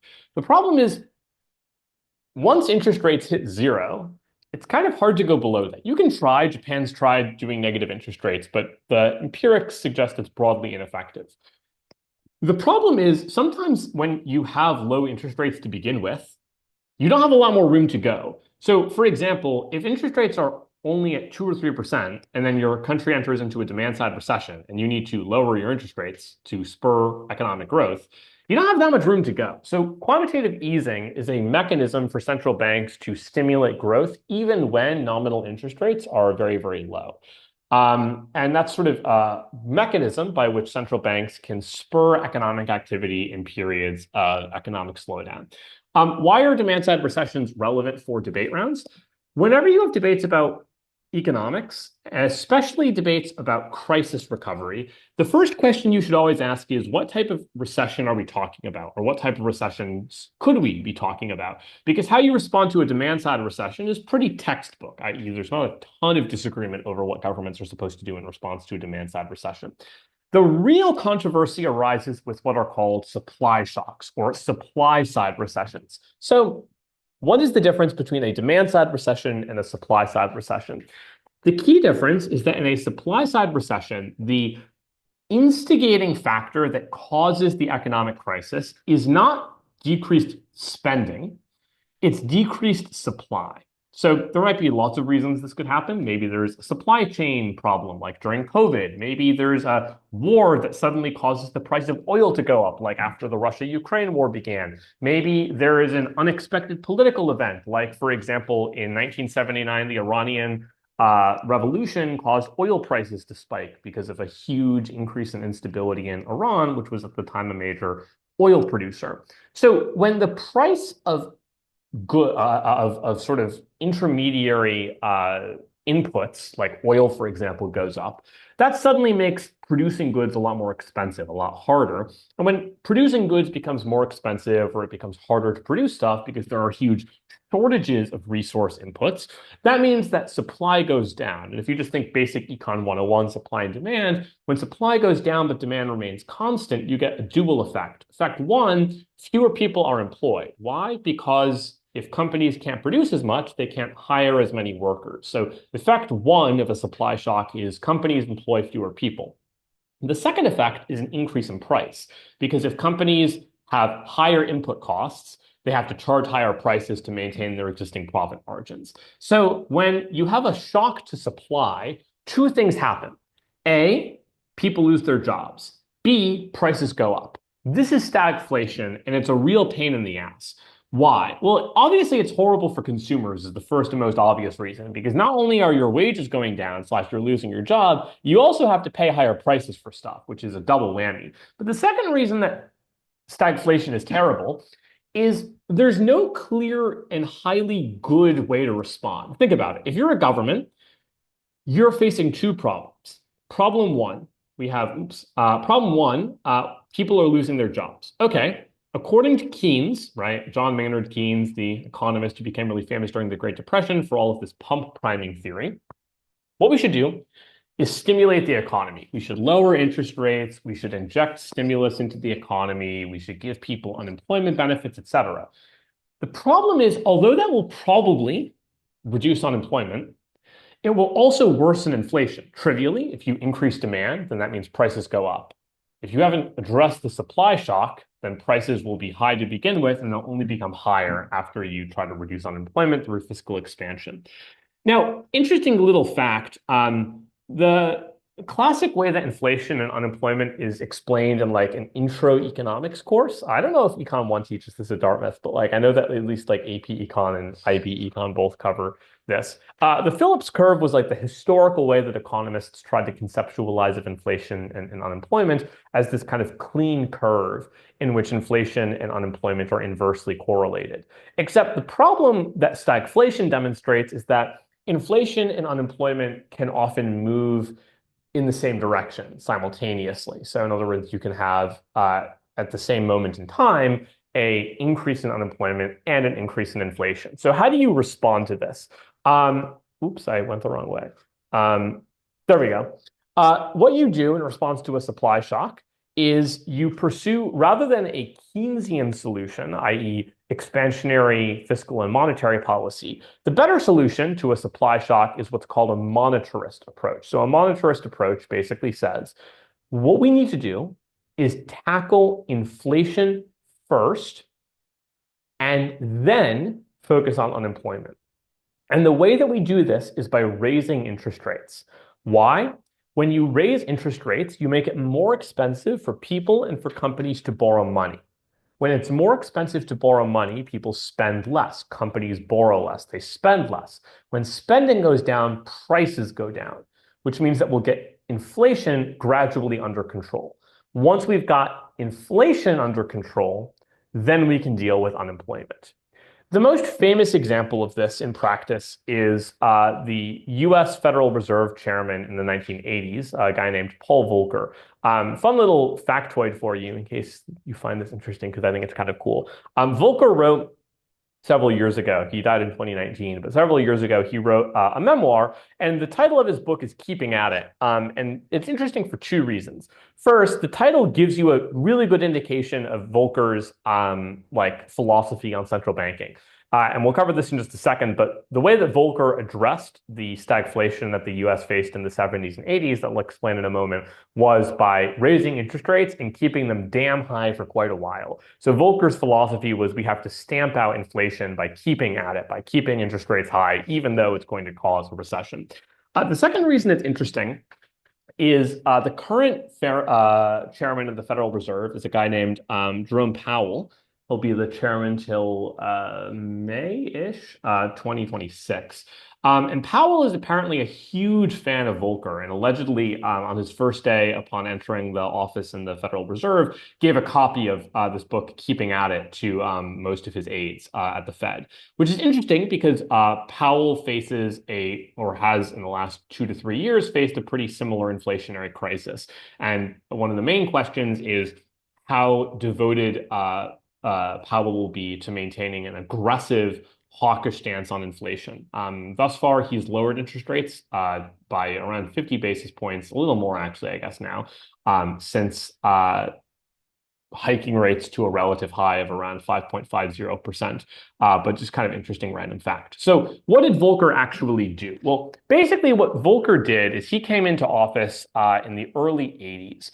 And what you'll notice is this is a chart of US inflation. And US inflation, you'll note, was wicked high in the 1970s. And there were a bunch of reasons for this. The oil crisis in 1973, and then another oil crisis in 1979. Nixon implemented a series of policies, including price controls, but most famously taking the US off the gold standard that contributed to inflation, a whole series of macroeconomic supply shocks that really increased prices in the United States. Volcker came in and aggressively hiked interest rates. And you'll note here that interest rates really peaked at nearly, in fact, just a shade over 20%. In the early 80s, and interest rates remain relatively high. And what's most interesting about this is that Volcker knew that raising interest rates so aggressively would almost certainly push the US into a recession, and it did. This shaded area here indicates a recession. So the US twice officially entered into a recession, first in the first 2 quarters of 1980, and then in the tailor end of 1981 into 82. But he did this as a way of addressing a supply shock, a supply side economic crisis that caused devastating stagflation in the US. Other interesting note, we'll chat about this in a bit. I guess actually we'll chat about it now. Volcker is famous for another reason. And he's famous for another reason because Volcker arguably caused the worst economic crisis in Latin America in the last 50 years. Long story short, most Latin American countries in the 50s, 60s, and 70s pursued a strategy that was called import substitution industrialization, or ISI.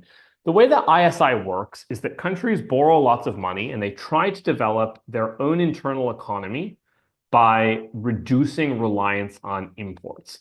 This is sometimes wrongly taken to mean protectionism writ large. That's not true. Import substitution industrialization is fine importing some goods. The idea is that you're trying to build specific niches that you reduce your reliance on imports for. So in other words, you try to substitute domestically produced goods for imported goods. Many Latin American countries took on large debt burdens in the 60s and 70s. And what's important to note is that these were debt burdens that were denominated in the dollar. So in other words, if you're Mexico, your currency is not the US dollar, it's the peso.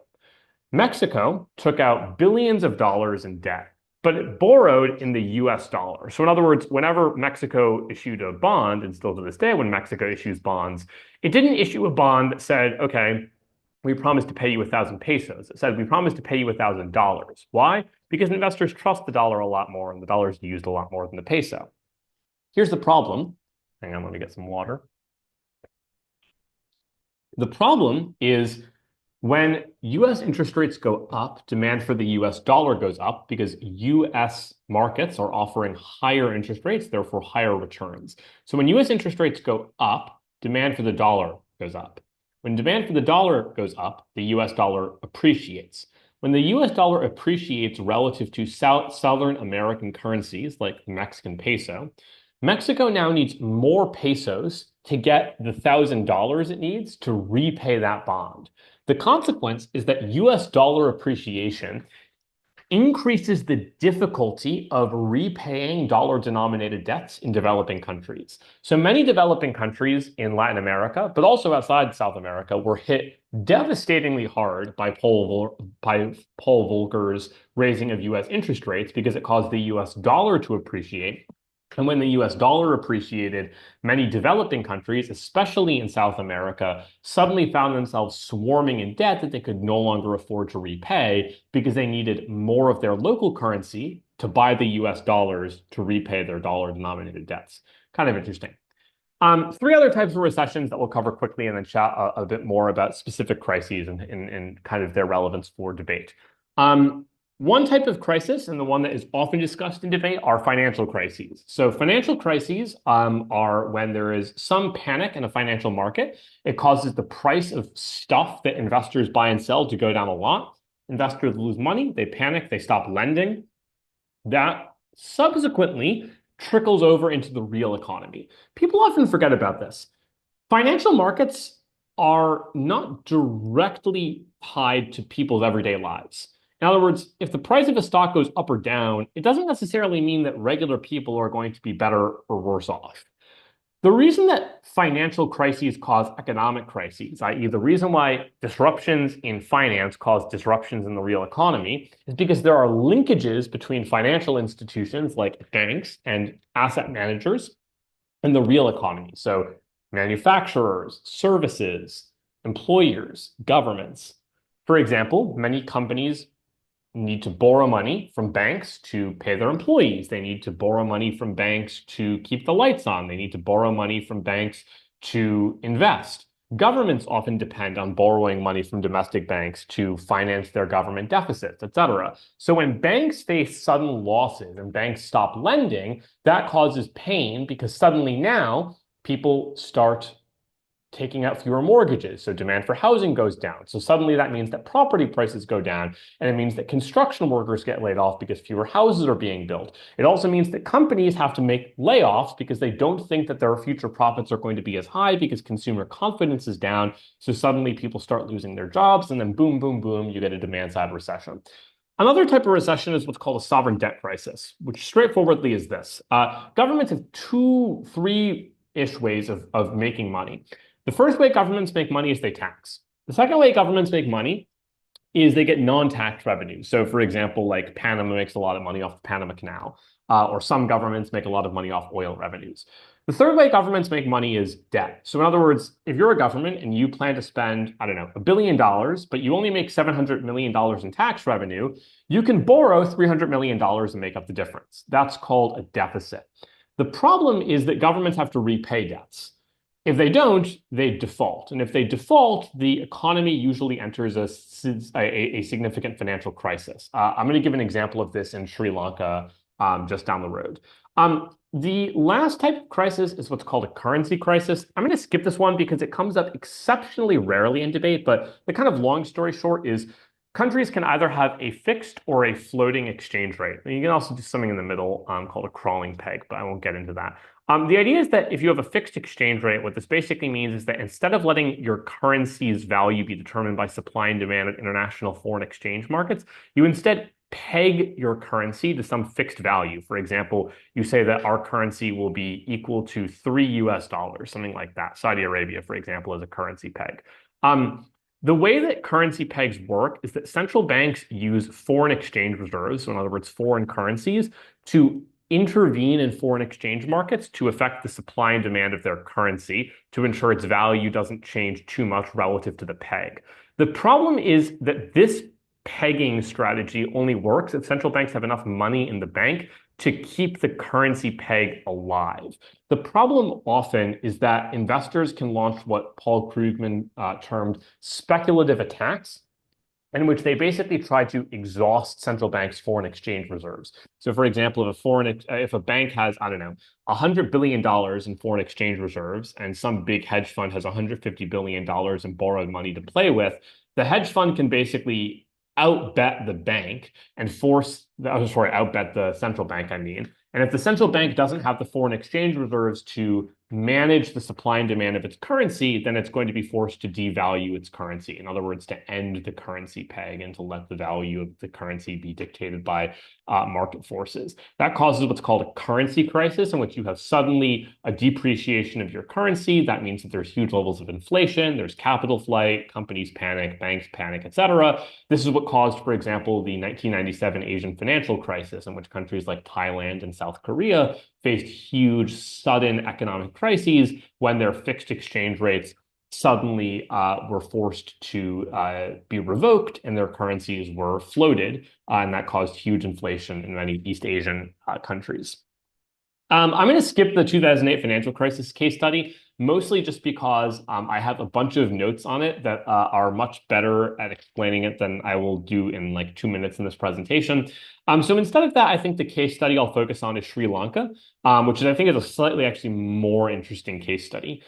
Just for reference, I can send this as well, but I did a very long set of notes on the financial crisis this summer. So it's about 189 pages in total. I doubt anyone really wants to read 66,000 words of random finance stuff, but in case you do, it is there for your liking. So Sri Lanka's sovereign debt crisis is a very interesting case study that I think it's like, might not show up in a debate round, but if you ever debate at Sri Lanka, hey, you'll be in luck. But the reason I think it's useful to understand it is if you can understand what happened in Sri Lanka, you can understand a lot of other economic concepts and translate that pretty nicely into other debate rounds. Context on Sri Lanka. Sri Lanka fought a 3-decade-long civil war in the 80s, 90s, and then 2000s against a separatist group called the Tamil Tigers. That ended in 2009. Sri Lanka had somewhat impressive growth rates for about 3 to 4 years after the civil war. Growth stagnated in the 2010s, but Sri Lanka faced significant economic problems between 2019 and 2022 for a couple of reasons.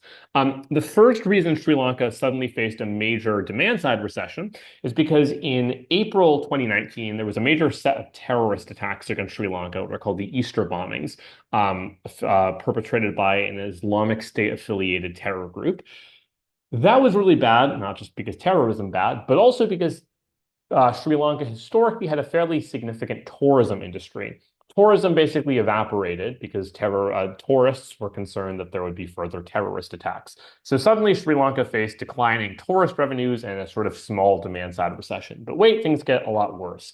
Obviously, the next year, COVID happened, and COVID was bad for all economies, but it was especially bad for Sri Lanka because Sri Lanka's two largest exports are tea and rubber. And both of those exports were hit particularly hard by COVID as consumer demand in foreign countries where Sri Lanka was exporting tea and rubber to suddenly demanded far less tea and rubber. So Sri Lanka's earnings on its exports suddenly went down. So here's a sort of visual representation of the relative importance of exports to Sri Lanka's economy. And you can notice this huge dip between 2019 and 2020, in which exports go from being around a fifth of Sri Lankan GDP to less than 15%. What this caused was two sudden risks.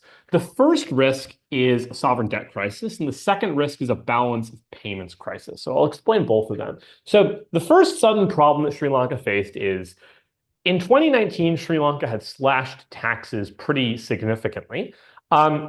Unfortunately, after the April 2019 terrorist attacks and then the pandemic in 2020, Sri Lanka had to spend a lot more money on unemployment benefits and social welfare programs to address high levels of economic disparity and relative poverty that arose in response to unemployment. So the first problem that Sri Lanka suddenly faced is it had to start borrowing a lot more money than it usually would be comfortable borrowing. So Sri Lanka's deficit soared from around 10-ish% of GDP. I forget exactly what it was prior to that, but it soared to nearly 12% of GDP. I forget the exact number for what it was beforehand. But point is, Sri Lanka's relative debt burden increased, and suddenly Sri Lanka started worrying, do we have the money to repay this debt? The second problem is a little bit more complicated, so bear with me here. The second problem that Sri Lanka faced is what's called a balance of payments crisis. So brief concept here is your current account. So a country's current account comprises exports and imports. Sri Lanka has historically run a trade deficit, i.e. Sri Lanka imports more than it exports. The problem is if you import more than you export, that means that you're spending more on foreign goods than you're making on stuff that you are selling to foreign countries, which means that Sri Lanka every year is basically using more foreign currency to buy foreign-made stuff than it's getting in foreign currency because of stuff it's selling abroad. Now, that's fine as long as Sri Lanka has enough foreign currency in its currency reserves to maintain that deficit. So in other words, pay for imported goods, imported food, imported pharmaceuticals, imported technology, and all of that. The problem is Sri Lanka began to face a balance of payments crisis. What this means in more simple terms is that Sri Lanka's supply of foreign currency started to dwindle, and it reached really alarmingly low levels by mid-late 2021. Part of the reason for that was a just disastrous policy switch by the Sri Lankan government in April 2021. So Sri Lanka's government decided to ban imported chemical fertilizers. There were two reasons they did this. One of them was environmental. They claimed that this would be good for the environment. The second reason was much more bizarre, which is the government believed that banning fertilizer would reduce imports of fertilizer, fair, and in doing so, it would solve slash reduce Sri Lanka's balance of payments crisis. It actually had the complete opposite effect. The reason why is that Sri Lanka's agricultural sector became significantly less productive without chemical fertilizers. So rice production and tea production fell pretty dramatically within weeks of the policy going into effect. This caused two problems. Problem one, Sri Lanka suddenly had less food, so it had to start buying more food from abroad. So even though Sri Lanka was importing less fertilizer, it was suddenly importing more food, like rice, from abroad. Also, Sri Lanka had less rubber, so it was producing less rubber, which meant that Sri Lanka could not make as much money on its exports. So you are importing more and exporting less. That's bad if you already have a problem with respect to your balance of payments. The second reason it was bad is that lots of farmers suddenly lost income because their productivity went down and their total level of output dropped. So Sri Lanka suddenly had to start spending a lot more on social welfare programs. Consequently, Sri Lanka faces, again, two crises, a sovereign debt crisis and a balance of payments crisis, at the same time that the Sri Lankan economy is spiraling towards a terrible fate with inflation on the rise, unemployment reaching record highs, and high levels of electricity blackouts throughout the entire country. So eventually, the economic crisis becomes a political crisis. Protests broke out first in March 2022. Eventually, the president's cabinet resigned by April. Subsequently, Sri Lanka defaulted on its international debts in April of 2022. Sri Lanka was then forced to seek a bailout from the IMF, which it has since negotiated and is now renegotiating. And in July 2022, you might remember this because there were some very funny pictures that came out of this. Protesters stormed the private palace of the president, who then fled to the Maldives that same month. The reason the pictures are kind of entertaining is protesters took, let me see if I can actually find this, Sri Lanka President Palace bath.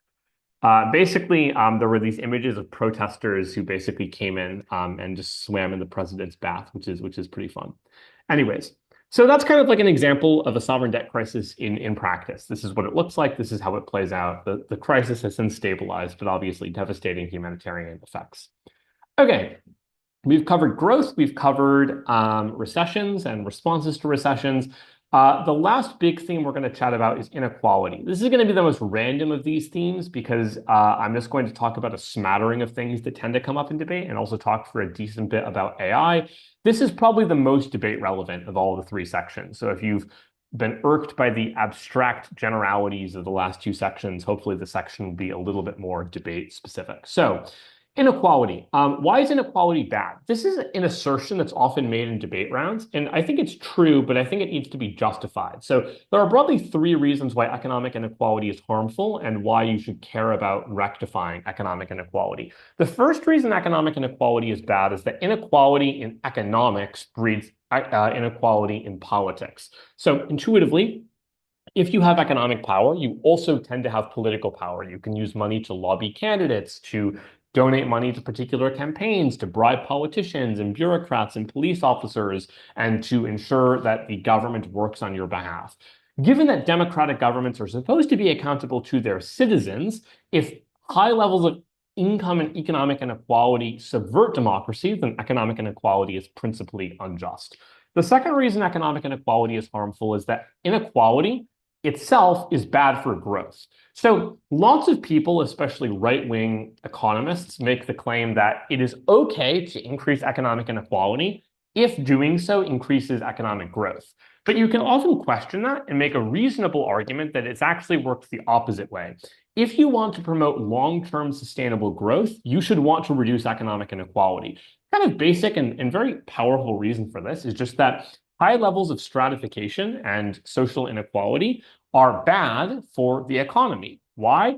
If you permanently or quasi-permanently lock some group of people into the lowest rungs of the social hierarchy, those people will inevitably have a harder time getting jobs, accessing education and healthcare, being promoted, receiving credit from banks, and so forth.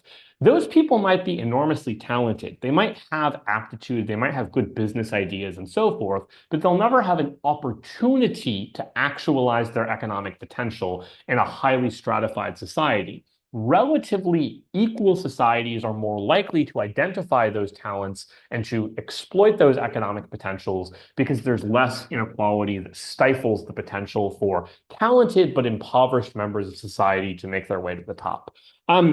The third and final reason you can say why economic inequality is bad, aside from the political consequences and aside from the economic consequences, is that it has democratic consequences that are harmful. So inequality is often a rallying point for anti-establishment populist movements that rally against and fiercely criticize economic systems that are perceived as unfair or perceived as corrupt, and hence economic inequality often contributes to the rise of anti-establishment, especially right-wing anti-immigrant populist movements that have a range of corollary harms.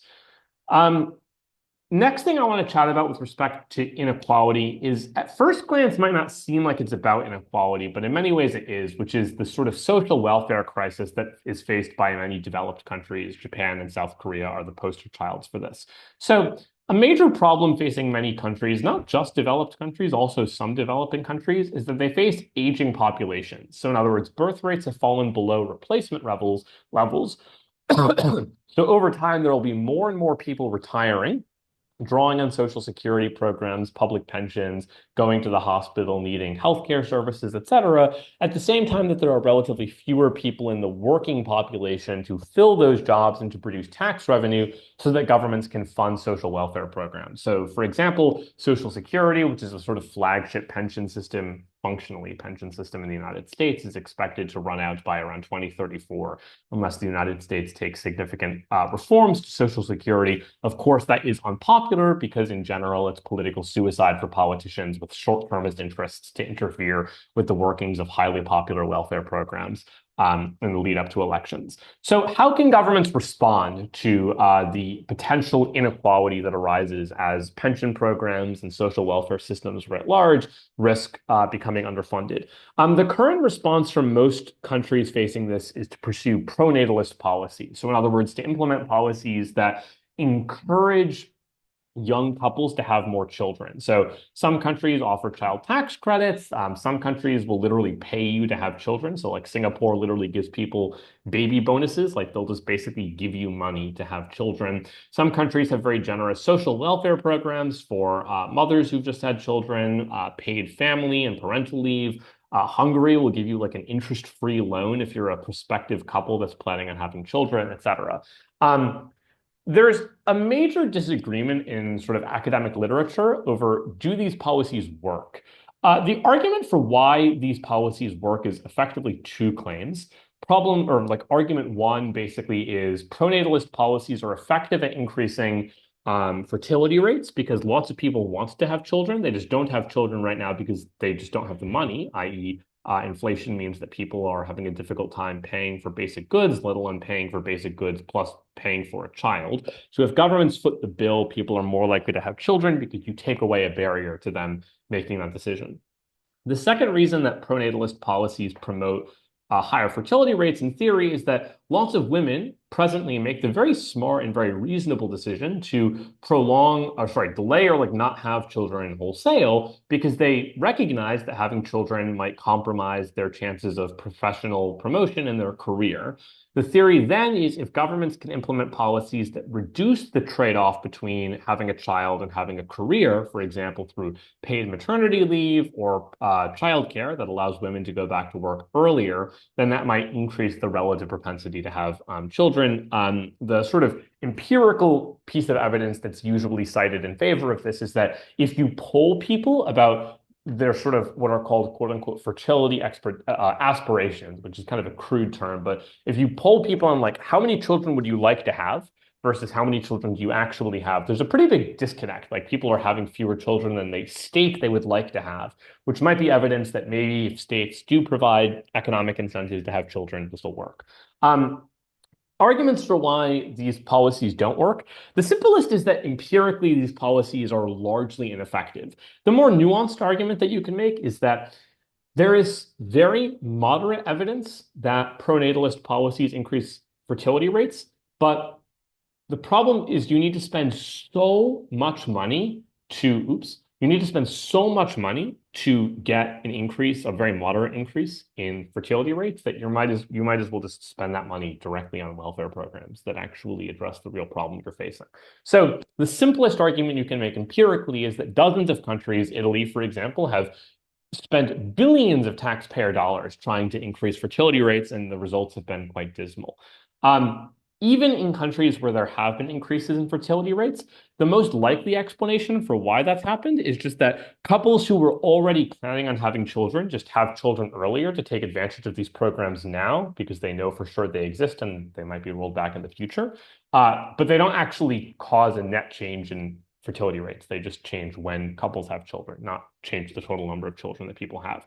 You can also make other arguments for why, in general, pronatalist policies are bad from the perspective of inequality. For example, there's an excellent feminist case against these policies as entrenching sort of a harmful view of women as quote unquote walking wombs and probably intensifying support for restricting reproductive rights like access to abortion. You can also say that there are reasonable alternatives like pension reform, maybe, for example, raising the age at which you can get retirement benefits, also increasing immigration to supplement shortages in the labor force.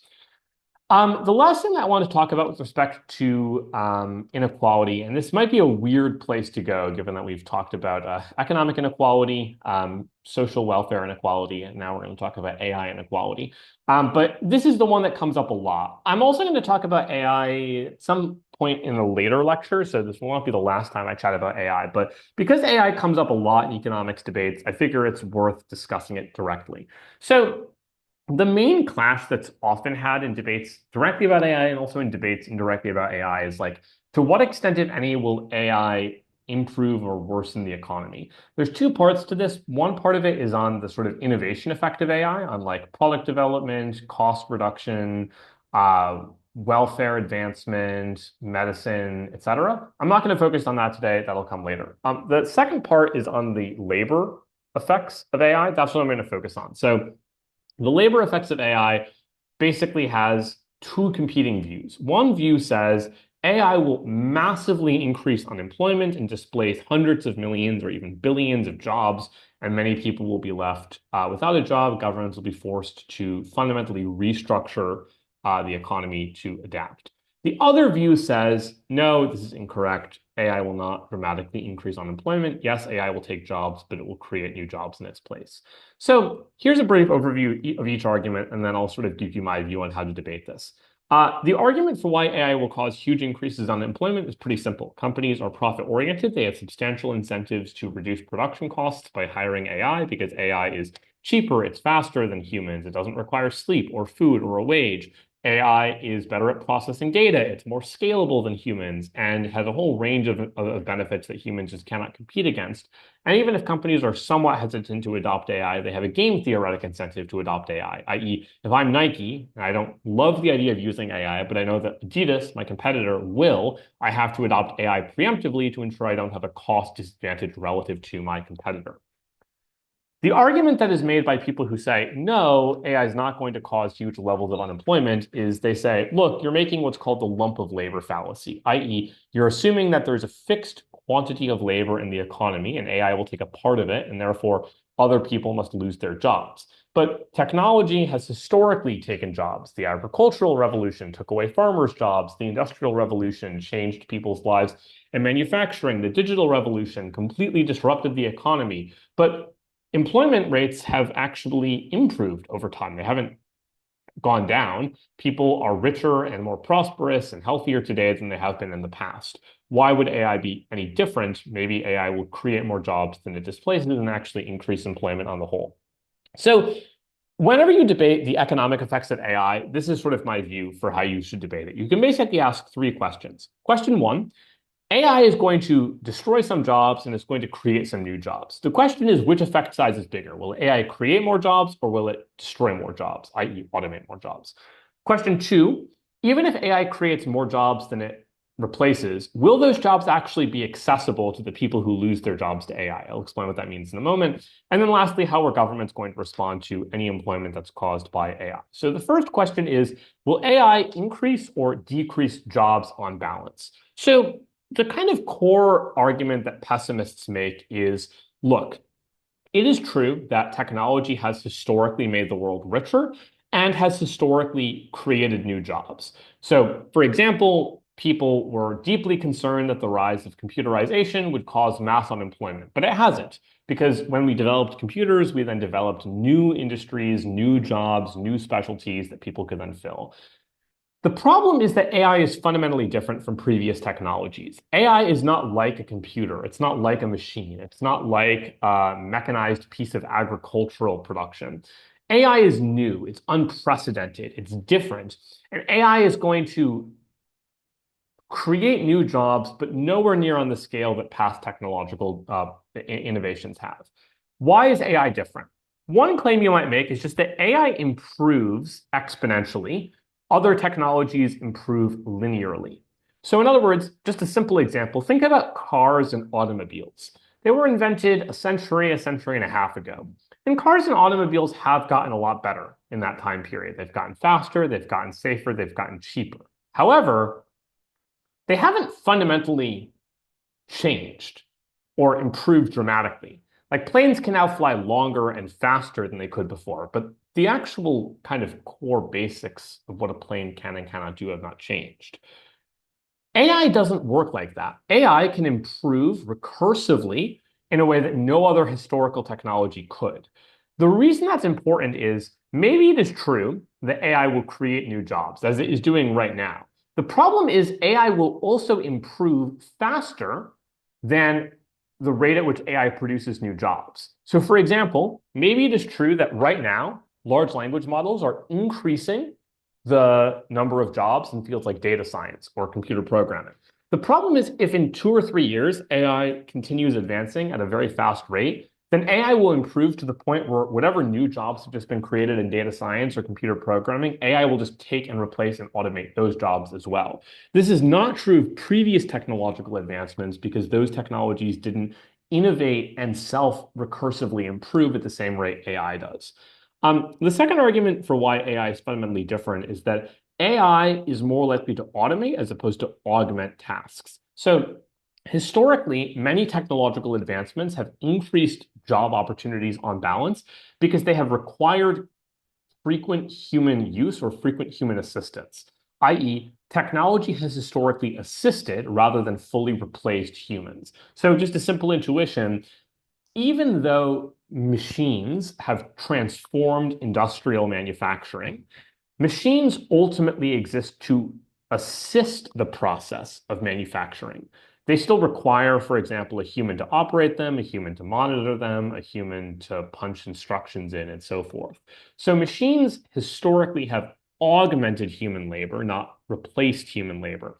But AI might be fundamentally different, which is just to say that unlike previous technologies like the printing press or the cotton gin, AI actually can replace tasks because AI is capable of performing services that humans previously were the only agents capable of performing. So for example, AI can manage other AI. AI can edit other AI's writings. AI can monitor its own training. The point is that AI is capable of automating tasks without any human input. So historically, technology assisted humans. AI might replace humans in the labor force. So that's the case for pessimism. That's the case that says AI is going to create some jobs, but it's going to take away way more jobs than it displaces, or sorry, than it creates.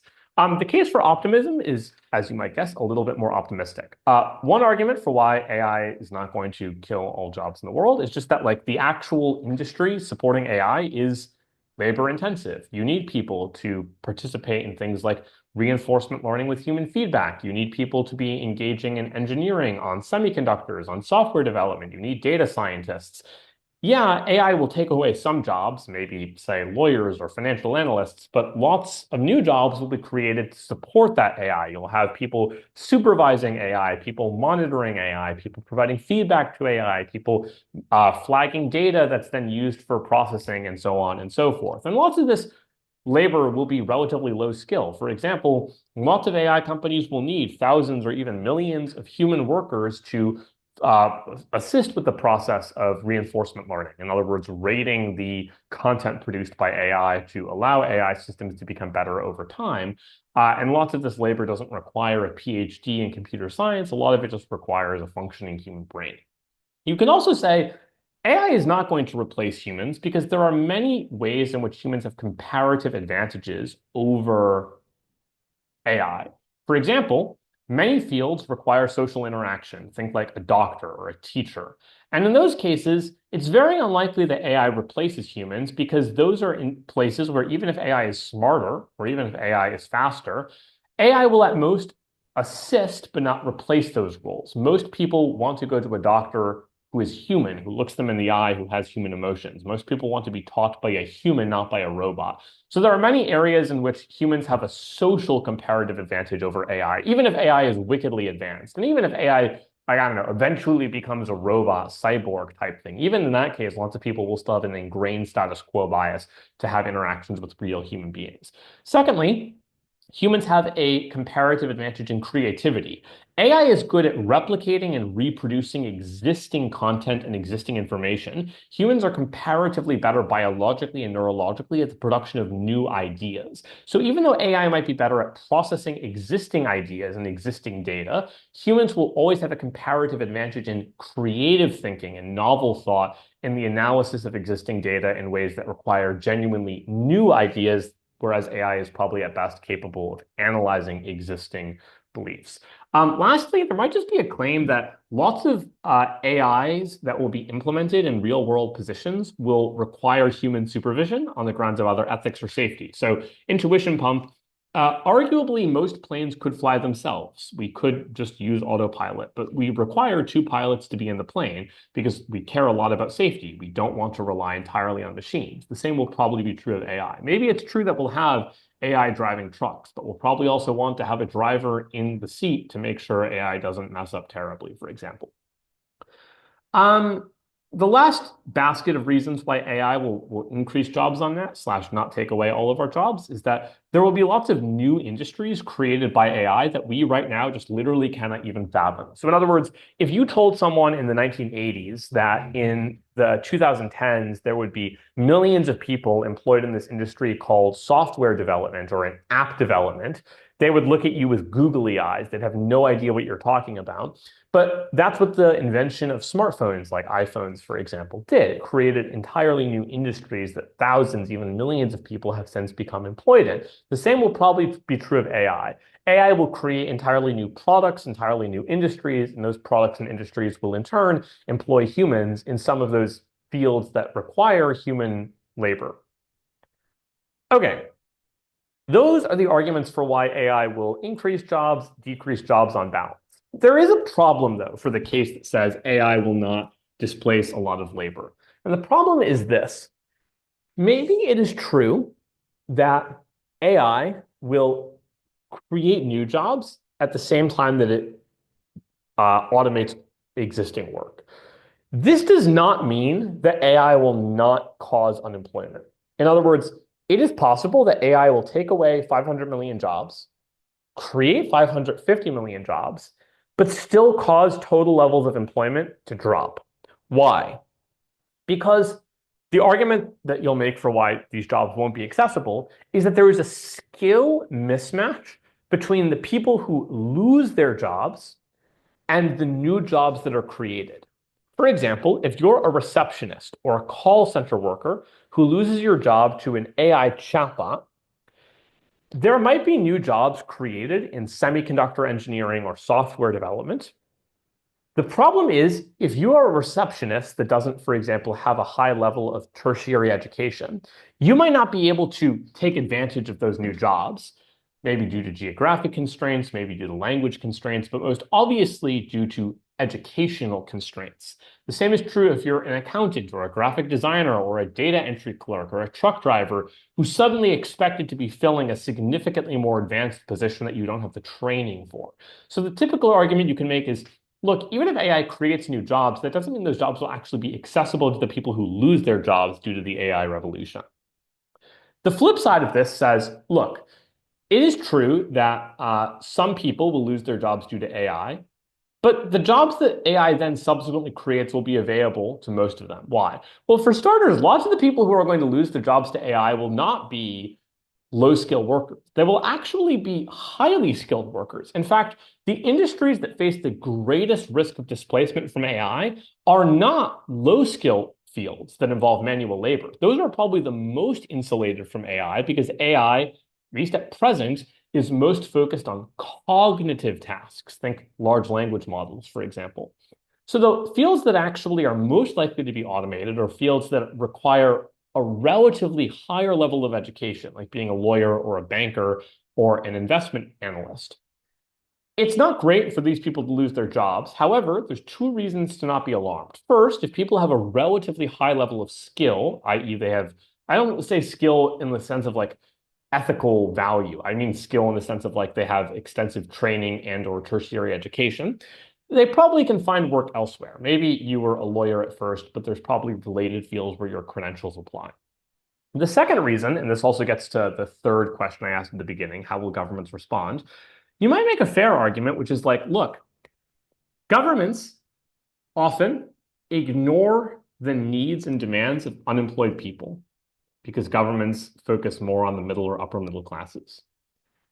However, when unemployment starts to affect powerful constituencies, lawyers, doctors, bankers, computer programmers, etc., governments have strong incentives to ensure those individuals receive job retraining assistance and receive financial support from the government. Maybe that's a universal basic income. Maybe it's a federal jobs guarantee. Maybe it's a job retraining regime that facilitates the process of re-entry to the economy after losing your job to AI.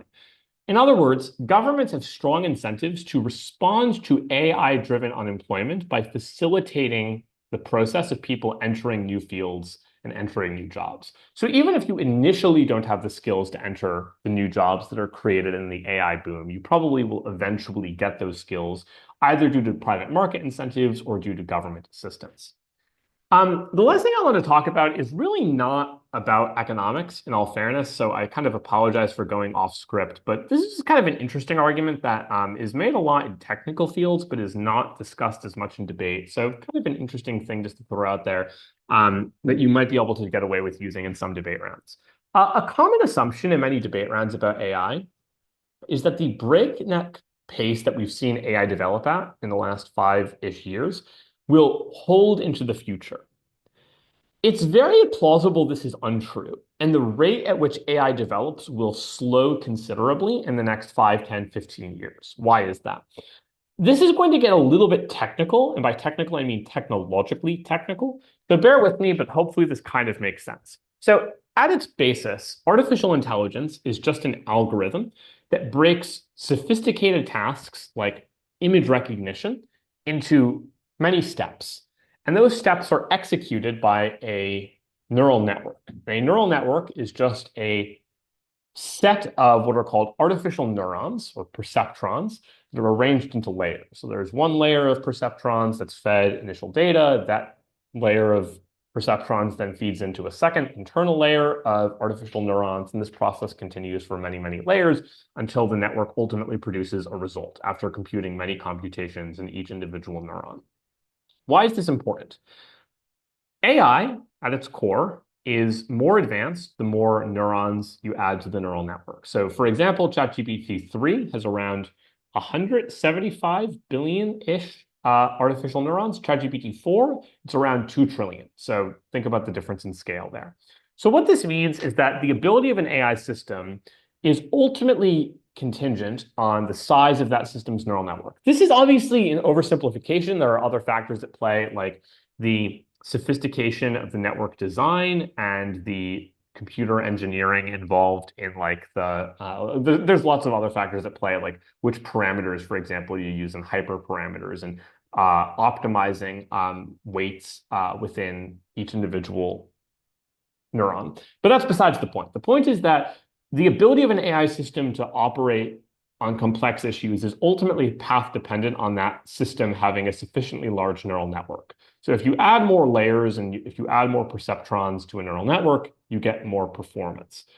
What this means is that in order to further increase the capacity of AI systems, you need to increase the computing power available to artificial intelligence because you need to allow AI systems to make more computations in the same amount of time.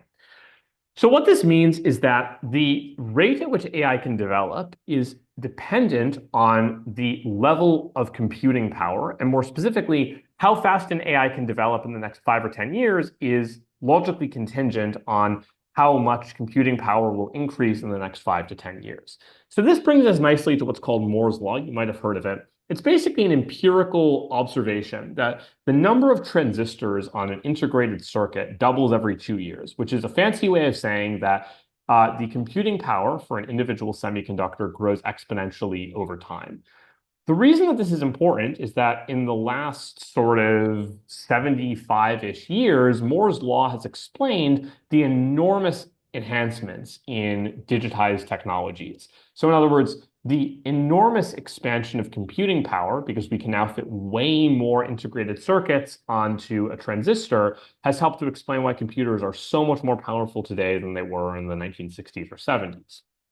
Now, Moore's law also has specific relevance for AI because AI is particularly dependent on computing power, and computing power is ultimately a function of semiconductors. Why has AI exploded so much in recent years? Part of the reason is because there have been huge advances in accordance with Moore's law in computing capacity. So in particular, most AI companies use GPUs or graphics processing units to power AI systems. And if you look at advancements in GPUs in the last 2 decades, they have been staggering. So for example, NVIDIA, which is one of the largest chip designers in the world, it's had its leading edge chips advance more than exponentially, actually more than Moore's law between 2016 and 2024. And that's part of the reason why AI has advanced so stupendously rapidly in the last sort of half decade. Because there have been such vast advances in computing power, AI companies can develop ever larger, ever more sophisticated neural networks. The problem is that Moore's law will not continue into the future, you can argue. And there's a very basic and a very physical reason why. Transistors have been miniaturizing since the 1940s, 1947 to be precise. The idea is, in order to increase computing power, you make transistors ever smaller and smaller and smaller so that you can fit more and more and more of them onto an integrated circuit. The problem is that you can only make transistors so small. Why? Because you cannot have a transistor be smaller than a single atom. We don't really know how quantum physics works sufficiently well for that to make sense. The problem is the most advanced semiconductors on the market right now, largely they're made by IBM actually, they're around 2 nanometers in diameter. Problem, the average silicon atom, most semiconductors are made of silicon, the average silicon atom has an atomic diameter of around 2/10 of a nanometer. This is a major problem because at best, this probably means that we cannot realistically make semiconductors, or more specifically, integrated circuits that much smaller before we hit that atom diameter bound. So what this means in short is future advancements in AI are dependent on computing power. Computing power is dependent on the number of calculations that GPUs can perform, which is determined by the number of transistors on integrated circuits. This is governed by Moore's law, but Moore's law will not, or probably will not, hold into the future because semiconductors are governed by the bounded size of silicon atoms. So why is any of this relevant? If we jump back to the original question, will AI increase or decrease jobs? If you think about this question and this question, the answer ends up kind of being a function of how fast will AI develop. In other words, if you are a pessimist, you think AI is going to develop at a rate that fundamentally outpaces any new jobs created temporarily by AI. In other words, if you think AI will continue to develop exponentially, then you probably should be a pessimist because AI might create a job and then 6 weeks later take that same very job away. If you're an optimist, you might think AI will advance enough to create new industries, new economic opportunities, and so forth, but it won't advance enough, or it won't advance fast enough to displace the new jobs it creates, at least in the interim. So if you sort of buy this argument about Moore's law and sort of atomic diameters, it's kind of an interesting reason to believe perhaps that the kind of paranoia around the AI boom with respect to employment might not in fact be everything it's hyped up to be. Okay, that was a rather long bit of kind of random ramblings on inequality, but they're the things that I think have the greatest tendency to kind of show up in rounds. So hopefully that was kind of interesting. I'll pause the recording. I'll stop the recording here. Bye, internet.